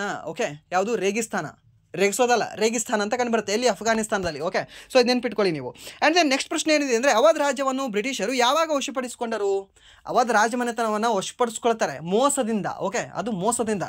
ಅವ್ರು ಯಾವುದೂ ಒಳ್ಳೇದು ಮಾಡಿಲ್ಲ, ಬಟ್ ಎಲ್ಲ ಮೋಸನೇ ಮಾಡಿದ್ದಾರೆ. ಬಟ್ ಆದರೂ ಕೂಡ ಇದು ಸ್ವಲ್ಪ ಹೆಚ್ಚಿಗೆ ಮೋಸದಿಂದ ವಶಪಡಿಸ್ಕೊಳ್ತಾರೆ. ಯಾವುದನ್ನು? ಅವಧ್ ಮನೆತನವನ್ನು, ಅವಧ್ ರಾಜಮನೆತನವನ್ನು, ಸರಿನಾ? ಸೊ ಯಾವಾಗ ವಶಪಡಿಸ್ಕೊಳ್ತಾರೆ ಅಂದರೆ 1856ರಲ್ಲಿ ವಶಪಡಿಸ್ಕೊಳ್ತಾರೆ. ಸೊ ಇದನ್ನು ಕೂಡ ನೀವು ಹೇಳ್ಬೋದಲ್ಲ, 1856. ಸರ್ ಹೆಂಗೆ 1856 ಹೇಳ್ತೀರಾ? ಸರ್ ಇವರೇ ಅಲ್ವಾ, ಯಾರು? ಬೇಗಂ ಹಜರತ್ ಮಹಲ್ ಅವರು ಇದ್ರ ವಿರುದ್ಧನೇ ಅವ್ರು ದಂಗೆ ಎದ್ದಿರಲಿಲ್ವಾ? ಎಲ್ಲಿ ಎದ್ದಿದ್ರು? ಲಕ್ನೋದಲ್ಲಿ ದಂಗೆ ಎದ್ದಿದ್ರು, ಸರಿನಾ? ಇವರನ್ನ ಸಪ್ರೆಸ್ ಮಾಡಿದವ್ರು ಯಾರು? ಇವರನ್ನ ಸೋಲ್ಸೋರು ಯಾರು? ಕಾಲಿನ್ ಕ್ಯಾಂಪ್ ಬೆಲ್ ಅಂತ ಬರ್ತಾನೆ. ಯಾರು? ಕಾಲಿನ್ ಕ್ಯಾಂಪ್ ಬೆಲ್ ಅಂತ. ಇದನ್ನೆಲ್ಲ ಕೂಡ ಹೇಳಿದ್ದೀನಲ್ವಾ? ಸೊ 1857ರ ದಂಗೆಯಲ್ಲಿ ಇವರು ಭಾಗವಹಿಸಿದ್ರು ಅಂದರೆ ಹಿಂದೆ, 1 ವರ್ಷದ ಹಿಂದೆ, ಆ ವರ್ಷ ಇವ್ರಿಗೆ ಏನಾದರೂ ಆಗಿರ್ಬೇಕು ತಾನೆ. ಸೊ ಅದೇ 1856ರಲ್ಲಿ ಇವರ ರಾಜ್ಯವನ್ನು ವಶಪಡಿಸ್ಕೊಂಡಿರ್ತಾರೆ. ಯಾರು? ಬ್ರಿಟಿಷರು, ಸರಿನಾ? ಇದು ನೆನಪಿರಲಿ ನಿಮಗೆ. ಆ್ಯಂಡ್ ದೆನ್ ನೆಕ್ಸ್ಟ್ ಪ್ರಶ್ನೆ ಏನಿದೆ ಅಂದರೆ, ಫರೂಕಾಬಾದ್ನಿಂದ 1857ರ ಕ್ರಾಂತಿಯನ್ನು ಯಾರು ಮುನ್ನಡೆಸಿದರು? ಪ್ರತಿಯೊಂದು ಕ್ಷೇತ್ರದಿಂದ, ಪ್ರತಿಯೊಂದು ಊರಿನಿಂದ ಯಾರ್ಯಾರು ಭಾಗವಹಿಸಿದರು, ಯಾರು ಮುನ್ನಡೆಸಿದರು ಅಂತ ಕೇಳ್ತಾ ಇದ್ದಾನೆ, ಸರಿನಾ? ಮೀರತಿಂದ ಕದಮ್ ಸಿಂಗು, ಕಾನ್ಪುರದಿಂದ ನಾನಾ ಸಾಹೇಬ, ಅದಾದ ನಂತರ ಝಾನ್ಸಿಯಿಂದ ಝಾನ್ಸಿ ರಾಣಿ ಲಕ್ಷ್ಮೀಬಾಯಿ, ಮತ್ತು ದೆಹಲಿಯಿಂದ 2ನೇ ಬಹದ್ದೂರ್ ಶಾ ಜಾಫರು, ಸರಿಯಾ? ಹಾಗೆ ನಿಮಗೆ ಜಗದೀಶ್ಪುರ ಅಂತ ಬರುತ್ತೆ, ಅಲ್ಲಿ ಕುನ್ವರ್ ಸಿಂಗ್ ಅಂತ ಬರ್ತಾರೆ. ಓಕೆ, ಇವರೆಲ್ಲರ ಹೆಸರು ನೆನ್ಪಿಟ್ಕೊಳ್ಳಿ. ಕೇಳ್ತಾ ಇದ್ದಾನೆ. ಹಾಗೆ ಇಲ್ಲಿ ಫರೂಕಾಬಾದ್ನಿಂದ ಯಾರು ಮುನ್ನಡೆಸಿದರು ಅಂತ ಕೇಳಿದ್ರೆ ತುಫ್ಜಲ್ ಹಸನ್ ಖಾನ್ ಅಂತ ಬರ್ತಾರೆ. ಓಕೆ, ಯಾರು? ತುಫ್ಜಲ್ ಹಸನ್ ಖಾನ್ ಅಂತ ಬರ್ತಾರೆ. ಅವರು ಫರೂಕಾಬಾದ್ನಿಂದ ಈ ದಂಗೆಯನ್ನು ಮುನ್ನಡೆಸ್ತಾರೆ, ಸರಿನಾ? ಇದು ನೆನ್ಪಿಟ್ಕೊಳ್ಳಿ, ನಿಮಗೆ ನೆನ್ಪಿಟ್ಕೊಳ್ಳಿ. ಕೇಳ್ತಾನೆ. ಹಾಗೆ ನಮ್ಮ ಕರ್ನಾಟಕದಲ್ಲಿ ಯಾರ್ಯಾರು ದಂಗೆ ಎದ್ರು ಅಂತ ಹೇಳ್ಬೋದಾ? ಕರ್ನಾಟಕದ ಮ್ಯಾಕ್ಸಿಮಮ್ ಕೇಳಿಲ್ಲ, ಯಾಕಂದರೆ ನಮ್ಮ ಕರ್ನಾಟಕದಲ್ಲಿ ಬೇರೆ ಬೇರೆ ಪ್ಲೇಸಿಂದ ಬೇರೆ ಇದ್ದಿದ್ದಾರೆ. ಓಕೆ, ಸೊ ಈ ಹಲಗಲಿಯ ಬೇಡರು ಕೂಡ ಇದೇ 1857ರ ಸಮಯದಲ್ಲಿ ದಂಗೆ ಎದ್ದಿರ್ತಾರೆ. ಸೊ ಯಾರ್ಯಾರು? ಜಡಗ, ಬಾಳ ಅಂತ ಬರ್ತಾರೆ, ಸರಿನಾ? ಆ ಜಡಗ, ಬಾಳ ಎದ್ದಿರ್ತಾರೆ ಎಲ್ಲಿ? ಹಲಗಲಿಯಲ್ಲಿ ಕಂಡುಬರುತ್ತೆ ನಮ್ಮ ಬಾಗಲಕೋಟ. ಓಕೆ, ಮುಧೋಳ ತಾಲೂಕಲ್ಲೇನೋ ಕಂಡುಬರುತ್ತೆ ಅನಿಸುತ್ತೆ. ಓಕೆ, ಬಟ್ ನಮ್ಮ ಬಾಗಲಕೋಟಲ್ಲೇ ಕಂಡುಬರುತ್ತೆ ಅದು, ಸರಿನಾ? ಅದು ನೆನ್ಪಿಟ್ಕೊಳ್ಳಿ ನೀವು. ಅದಾದ ನಂತರ ನಿಮಗೆ ನರಗುಂದದ ಬಾಬಾ ಸಾಹೇಬ, ಹಾಗೆ ಸುರಪುರದ ವೆಂಕಟಪ್ಪ ನಾಯಕ, ಇವ್ರ ಹೆಸರು ಕೂಡ ಇಂಪಾರ್ಟೆಂಟ್ ಆಗುತ್ತೆ, ನೆನ್ಪಿಟ್ಕೊಳ್ಳಿ. ಸುರಪುರದ ವೆಂಕಟಪ್ಪ ನಾಯಕ ಮತ್ತು ನರಗುಂದದ ಬಾಬಾ ಸಾಹೇಬ ಹೆಸರು ಕೂಡ ಇಂಪಾರ್ಟೆಂಟ್ ಆಗುತ್ತೆ, ಕೇಳ್ತಾನೆ. ಆ್ಯಂಡ್ ದೆನ್ ನೆಕ್ಸ್ಟ್ ಪ್ರಶ್ನೆ ಏನಿದೆ ಅಂದರೆ, ಬಡತನ ನಿರ್ಮೂಲನೆ ಇವು ಯಾವ ಪಂಚವಾರ್ಷಿಕ ಯೋಜನೆಯ ವಿಷಯವಾಗಿತ್ತು? ಇದು ಕೂಡ ಹೇಳಿ ಆ SSGDನಲ್ಲಿ ಇವು ಹೇಗೆ ಅಂದರೆ, ಪ್ರತಿ ಶಿಫ್ಟಲ್ಲೂ ಬರೋದು, ಪ್ರತಿ ಶಿಫ್ಟಲ್ಲೂ ಎಕ್ಸ್ಪ್ಲೇನ್ ಮಾಡೋದು, ಪ್ರತಿ ಶಿಫ್ಟಲ್ಲೂ ಬರೋದು, ಪ್ರತಿ ಶಿಫ್ಟಲ್ಲೂ ಎಕ್ಸ್ಪ್ಲೇನ್ ಮಾಡೋದು ಆಗಿಬಿಟ್ಟಿತ್ತು. ಸರಿನಾ? ಸೊ ಈ ಬಡತನ ನಿರ್ಮೂಲನೆಯ ಬಗ್ಗೆ ಯಾವ ಪಂಚವಾರ್ಷಿಕ ಯೋಜನೆಯಲ್ಲಿ ಜಾಸ್ತಿ ಹೇಳಲಾಗಿತ್ತು, ಜಾಸ್ತಿ ಸ್ವಲ್ಪ ಕೇರ್ ತೊಗೊಂಡಿದ್ರು? 5ನೇ ಪಂಚವಾರ್ಷಿಕ ಯೋಜನೆ, ಸರಿನಾ? ಸೊ 5ನೇ ಪಂಚವಾರ್ಷಿಕ ಯೋಜನೆ ಎಷ್ಟರಲ್ಲಿ ನಡೀತು ಅಂದರೆ 1974ರಿಂದ 78ರ ನಡುವೆ ನಡೆಯಿತು. ಬಟ್ ಇದ್ರದ್ದು ಆ್ಯಕ್ಚುಯಲ್ ಅವಧಿ ಎಷ್ಟು ಅಂತ ಕೇಳಿದ್ರೆ 1974ರಿಂದ 79. ಸರ್ 79 ಅಲ್ಲ, ಅಲ್ಲಿ 78 ಕೊಟ್ಟಿದ್ದೀನಿ, ನೀವು ಅದನ್ನು ಹೇಳಿ, ರೈಟ್ ಆಗುತ್ತೆ. ರಾಂಗ್. ಯಾಕಂದರೆ 1974ರಿಂದ 79ರವರೆಗೂ 5 ವರ್ಷ ಹಾಕೊಂಡಿರ್ತಾರೆ ಈ ಪಂಚವಾರ್ಷಿಕ ಯೋಜನೆಯನ್ನು, 5ನೇ ಪಂಚವಾರ್ಷಿಕ ಯೋಜನೆಯನ್ನು. ಬಟ್ ಏನಾಗುತ್ತೆ, 1977ರ ಸಮಯದಲ್ಲಿ ಜನತಾ ಸರ್ಕಾರ ಬಂದುಬಿಡುತ್ತೆ. ಆ ಜನತಾ ಸರ್ಕಾರದವರು ಕಾಂಗ್ರೆಸ್ದವ್ರು ತಂದದ್ದು, ನೀ ಯಾಕೆ ನಾ ಕಂಟಿನ್ಯೂ ಮಾಡಲಿ, ನಿನ್ನ ಮೇಲೆ ನಂಗೆ ಸಿಟ್ಟದಪ್ಪ, ನೀ ಮಾಡೋದು ನಾ ಯಾಕೆ ಮಾಡಲ್ಲ ಅಂತ ಹೇಳಿ ಅವ್ನು ಮೆಂಡ್ ಮಾಡ್ತಾನೆ. ಅದನ್ನು ರದ್ದು ಮಾಡ್ತಾರೆ. ಓಕೆ, 5ನೇ ಪಂಚವಾರ್ಷಿಕ ಯೋಜನೆ 1 ವರ್ಷಕ್ಕಿಂತ ಮುಂಚೆನೇ ರದ್ದು ಮಾಡ್ತಾರೆ. ಯಾರು? ಮೊರಾರ್ಜಿ ದೇಸಾಯಿ ಅವರು, ಸರಿನಾ? ಸೊ ಅದಕ್ಕೆ ಇದು 1974ರಿಂದ 78 ಅಂತ ಮಾತ್ರ ನಿಮಗೆ ಮ್ಯಾಕ್ಸಿಮಮ್ ಬುಕ್ಕಲ್ಲಿ ಕೊಟ್ಟಿರುತ್ತೆ. ಸೊ ಅದು ನಡೆದಿರೋದು 1974ರಿಂದ 78, ಬಟ್ ಅದು ಯೋಜನೆ ಹಾಕ್ಕೊಂಡಿರೋದು 79ರವರೆಗೂ, ನೆನಪಿರಲಿ ಇದು ನಿಮಗೆ. ಹಾಗೆ ಇದೇ ಪಂಚವಾರ್ಷಿಕ ಯೋಜನೆಯಲ್ಲಿ ಬಡತನ ನಿರ್ಮೂಲನೆಗೆ ಜಾಸ್ತಿ ಒತ್ತು ನೀಡಿದರು. ಬಡತನ ನಿರ್ಮೂಲನೆಯೊಂದಿಗೆ ಉದ್ಯೋಗ ಮತ್ತು ನ್ಯಾಯಕ್ಕೂ ಕೂಡ ಜಾಸ್ತಿ ಒತ್ತು ನೀಡಲಾಗಿತ್ತು. ಎಷ್ಟರಲ್ಲಿ? 5ನೇ ಪಂಚವಾರ್ಷಿಕ ಯೋಜನೆಯ ಸಮಯದಲ್ಲಿ. ಹಾಗೆ 20 ಅಂಶಗಳ ಕಾರ್ಯಕ್ರಮ ಅಂತ ಬರ್ತವೆ. ಓಕೆ, 20 ಪಾಯಿಂಟ್ ಪ್ರೋಗ್ರಾಮ್ ಅಂತ. ಆ 20 ಪಾಯಿಂಟ್ ಪ್ರೋಗ್ರಾಮ್ ನಿಮಗೆ ಎಷ್ಟನೇ ಪಂಚವಾರ್ಷಿಕ ಯೋಜನೆಯಲ್ಲಿ ಅಂತ ಕೇಳ್ತಾನೆ ನಿಮಗೆ. ನೆಕ್ಸ್ಟ್ ಕೇಳಬಹುದು, ಇದೇ 5ನೇ ಪಂಚವಾರ್ಷಿಕ ಯೋಜನೆಯಲ್ಲಿ, ಸರಿನಾ? ವರ್ಷ ಕೇಳ್ಬೋದು ನಿಮಗೆ ಎಕ್ಸಾಕ್ಟು 1975, ಸರಿನಾ? ಸೊ ಇದಕ್ಕೆ ನೆಕ್ಸ್ಟು ಮತ್ತೆ ತಿದ್ದುಪಡಿ ಮಾಡ್ತಾರೆ, ಅದು ಆದ ನಂತರ ಮರು ಸಂಘಟನೆ ಮಾಡ್ತಾರೆ. ಎಷ್ಟನೇ ಇಸ್ವಿದಲ್ಲಿ? 1982ರಲ್ಲಿ, ಸರಿನಾ? ಹಾಗೆ ಮತ್ತೆ 1986ರಲ್ಲಿ ಒಂದು ಸರಿ ಇದನ್ನು ಮರುಸಂಘಟನೆ ಮಾಡಿದವರು ಯಾರು? ಮತ್ತೆ ಇಂದಿರಾ ಗಾಂಧಿ ಅವರೇ ಮಾಡ್ತಾರೆ. ಇನ್ನೊಂದು ಸರಿ ಅವರ ಮಗನಾದಂತಹ ರಾಜೀವ್ ಗಾಂಧಿ ಅವರು ಮಾಡ್ತಾರೆ, ಸರಿನಾ? ನೆನ್ಪಿಟ್ಕೊಳ್ಳಿ, ಎರಡು ಕೂಡ, ಒಂದು 86, ಇನ್ನೊಂದು 82, ಸರಿನಾ? ಬಟ್ ಅದು ಸ್ಟಾರ್ಟ್ ಆಗಿದೆ ಅವಾಗ 1975ರಂದು, ಸರಿನಾ? ಹಾಗೆ ರೀಜನಲ್ ರೂರಲ್ ಬ್ಯಾಂಕ್ಸ್ ಅಂತ ಬರ್ತವೆ, ರೀಜನಲ್ ರೂರಲ್ ಬ್ಯಾಂಕ್ಸ್. ಓಕೆ, ಗ್ರಾಮೀಣ ಸಹಕಾರಿ ಸಂಘ ಅಂತ ಏನೋ ಬರುತ್ತೆ ಅಲ್ವಾ, ರೀಜನಲ್ ರೂರಲ್ ಬ್ಯಾಂಕ್, ಗ್ರಾಮೀಣ ಪ್ರದೇಶಾಭಿವೃದ್ಧಿ ಸಂಘ ಅಂತ ಬರುತ್ತೆ, ಏನು ಬ್ಯಾಂಕ್ ಅಂತ ಬರುತ್ತೆ, ಏನು ಎಕ್ಸಾಕ್ಟ್ ಕನ್ನಡದಲ್ಲಿ ಗೊತ್ತಿಲ್ಲ, ಸ್ವಲ್ಪ ಅದನ್ನು ನೋಡ್ಕೊಳ್ಳಿ ಪ್ಲೀಸ್, ಕ್ಷಮಿಸಿ. ಓಕೆ, ಎಕ್ಸಾಕ್ಟ್ ಕನ್ನಡದಲ್ಲಿ ಹೇಳದೇ ಇರೋದಕ್ಕೆ ಅಷ್ಟೇ. ಈ ರೀಜನಲ್ ರೂರಲ್ ಬ್ಯಾಂಕ್ ಇದೆ ಅಲ್ವಾ, ಸೊ ಇದು ಎಷ್ಟರಲ್ಲಿ ಸ್ಥಾಪನೆ ಆಯಿತು ಅಂತ ಕೇಳ್ತಾನೆ. ಇದೇ 5ನೇ ಪಂಚವಾರ್ಷಿಕ ಯೋಜನೆಯಲ್ಲಿ 1975ರಲ್ಲಿ ಸ್ಥಾಪನೆ ಆಗ್ತದೆ. ಯಾವುದು? ರೀಜನಲ್ ರೂರಲ್ ಬ್ಯಾಂಕ್ಗಳು. ಸರಿನಾ? ಇದು ಕೂಡ ನೆನ್ಪಿಟ್ಕೊಳ್ಳಿ, ಕೇಳ್ತಾನೆ. 5ನೇ ಪಂಚವಾರ್ಷಿಕ ಯೋಜನೆ ಒಂದು ನಿಮಗೆ ಬಡತನಕ್ಕೆ ಇಂಪಾರ್ಟೆಂಟ್ ಆದರೆ ಇನ್ನೊಂದು ಈ 20 ಅಂಶಗಳ ಕಾರ್ಯಕ್ರಮಕ್ಕೆ ಇಂಪಾರ್ಟೆಂಟ್ ಆಗಿತ್ತಿದು. ಯಾವುದು? 5ನೇ ಪಂಚವಾರ್ಷಿಕ ಯೋಜನೆ. ಸರಿನಾ? ನೆನ್ಪಿಟ್ಕೊಳ್ಳಿ. ಆ್ಯಂಡ್ ದೆನ್ ನೆಕ್ಸ್ಟ್ ಪ್ರಶ್ನೆ ಏನಿದೆ ಅಂದರೆ ಭಾರತದ 2ನೇ ಪಂಚವಾರ್ಷಿಕ ಯೋಜನೆಯನ್ನು ಯಾವ ಮಾದರಿಯನ್ನು ಆಧರಿಸಿದೆ? ಸರ್, ಇದನ್ನು ಎಷ್ಟು ಸರಿ ಬಂದಿಲ್ಲ ಹೇಳಿ. 1ನೇ ಪಂಚವಾರ್ಷಿಕ ಯೋಜನೆ ಹೆರಾಲ್ಡ್ ಡೋಮರ್ ಮಾದರಿ ಆದರೆ, 2ನೇ ಪಂಚವಾರ್ಷಿಕ ಯೋಜನೆ PC ಮಹಲ್ನೋಬಿಸ್ ಮಾದರಿ ಆದರೆ, ಹಾಗೆ 4ನೇ ಪಂಚವಾರ್ಷಿಕ ಯೋಜನೆ ನಿಮಗೆ DR ಗಾಡ್ಗಿಲ್ ಮಾದರಿ ಆಗುತ್ತೆ. ಓಕೆ, ಗಾಡ್ಗಿಲ್ ಮಾದರಿ ಆಗುತ್ತೆ. ಸರ್, ಹಾಗಾದರೆ ಉಳಿದೋದಕ್ಕೆಲ್ಲದಕ್ಕೂ ಕೂಡ ಮಾದರಿ ಇಲ್ವಾ? ಇಲ್ಲ ಸರ್, ಅವಾಗ ಜನರಲ್ ಆಗಿ ತೊಗೊಂಡ್ಬಿಟ್ಟಿದ್ರು. ಬಟ್ ಇವಕ್ಕೆ ಸ್ಪೆಸಿಫಿಕ್ ಆಗಿ ಇವ್ರದೇ ಮಾದರಿಗಳನ್ನು ಅಳವಡಿಸ್ಕೊಂಡು ಬಿಟ್ಟಿದ್ರು. 1ನೇದಕ್ಕೆ, 2ನೇದಕ್ಕೆ ಮತ್ತು 4ನೇದಕ್ಕೆ ಕೇಳ್ತಾನೆ. ಹಾಗೆ 3ನೇದಕ್ಕೆ ಏನಾದರೂ ಕೇಳಿದ್ರೆ, ಸಮ್ ಟೈಮ್ ಏನಾದರೂ ಕೇಳಿದ್ರೆ ಅಲ್ಲಿ ಕೂಡ ಹೇಳ್ಬೋದು ನೀವು DR ಗಾಡ್ಗಿಲ್ ಅಂತಲೇ ಹೇಳಬೇಕಾಗುತ್ತೆ. ಸರ್, ಇವಾಗಲೇ ಜಸ್ಟ್ 4 ಅಂತ ಹೇಳಿದ್ರಿ, ಇಲ್ಲ 3ನೇದಕ್ಕೂ ಕೂಡ ಬರ್ತಾರೆ. ಬಟ್ ಇಫ್ ಕೇಳಲ್ಲ, 3ನೇದು ಮ್ಯಾಕ್ಸಿಮಮ್ ಕೇಳಲ್ಲ, 99% ಕೇಳಲ್ಲ. ಇಫ್ ಏನಾದರೂ ಅವ್ನು ಕೇಳಿದ್ರೆ DR ಗಾಡ್ಗಿಲ್ ಅಂತಲೇ ಹಾಕಿ, ಪ್ರಾಬ್ಲಮ್ ಇಲ್ಲ, ಅದೇ ರೈಟ್ ಆಗುತ್ತೆ. ಸರಿನಾ? ಸೊ ಇದು ನೆನಪಿರ್ರಿ ನಿಮಗೆ. ಹಾಗೆ ಈ 2ನೇ ಪಂಚವಾರ್ಷಿಕ ಯೋಜನೆ ಎದಕ್ಕೆ ಜಾಸ್ತಿ ಒತ್ತು ನೀಡಿತ್ತು?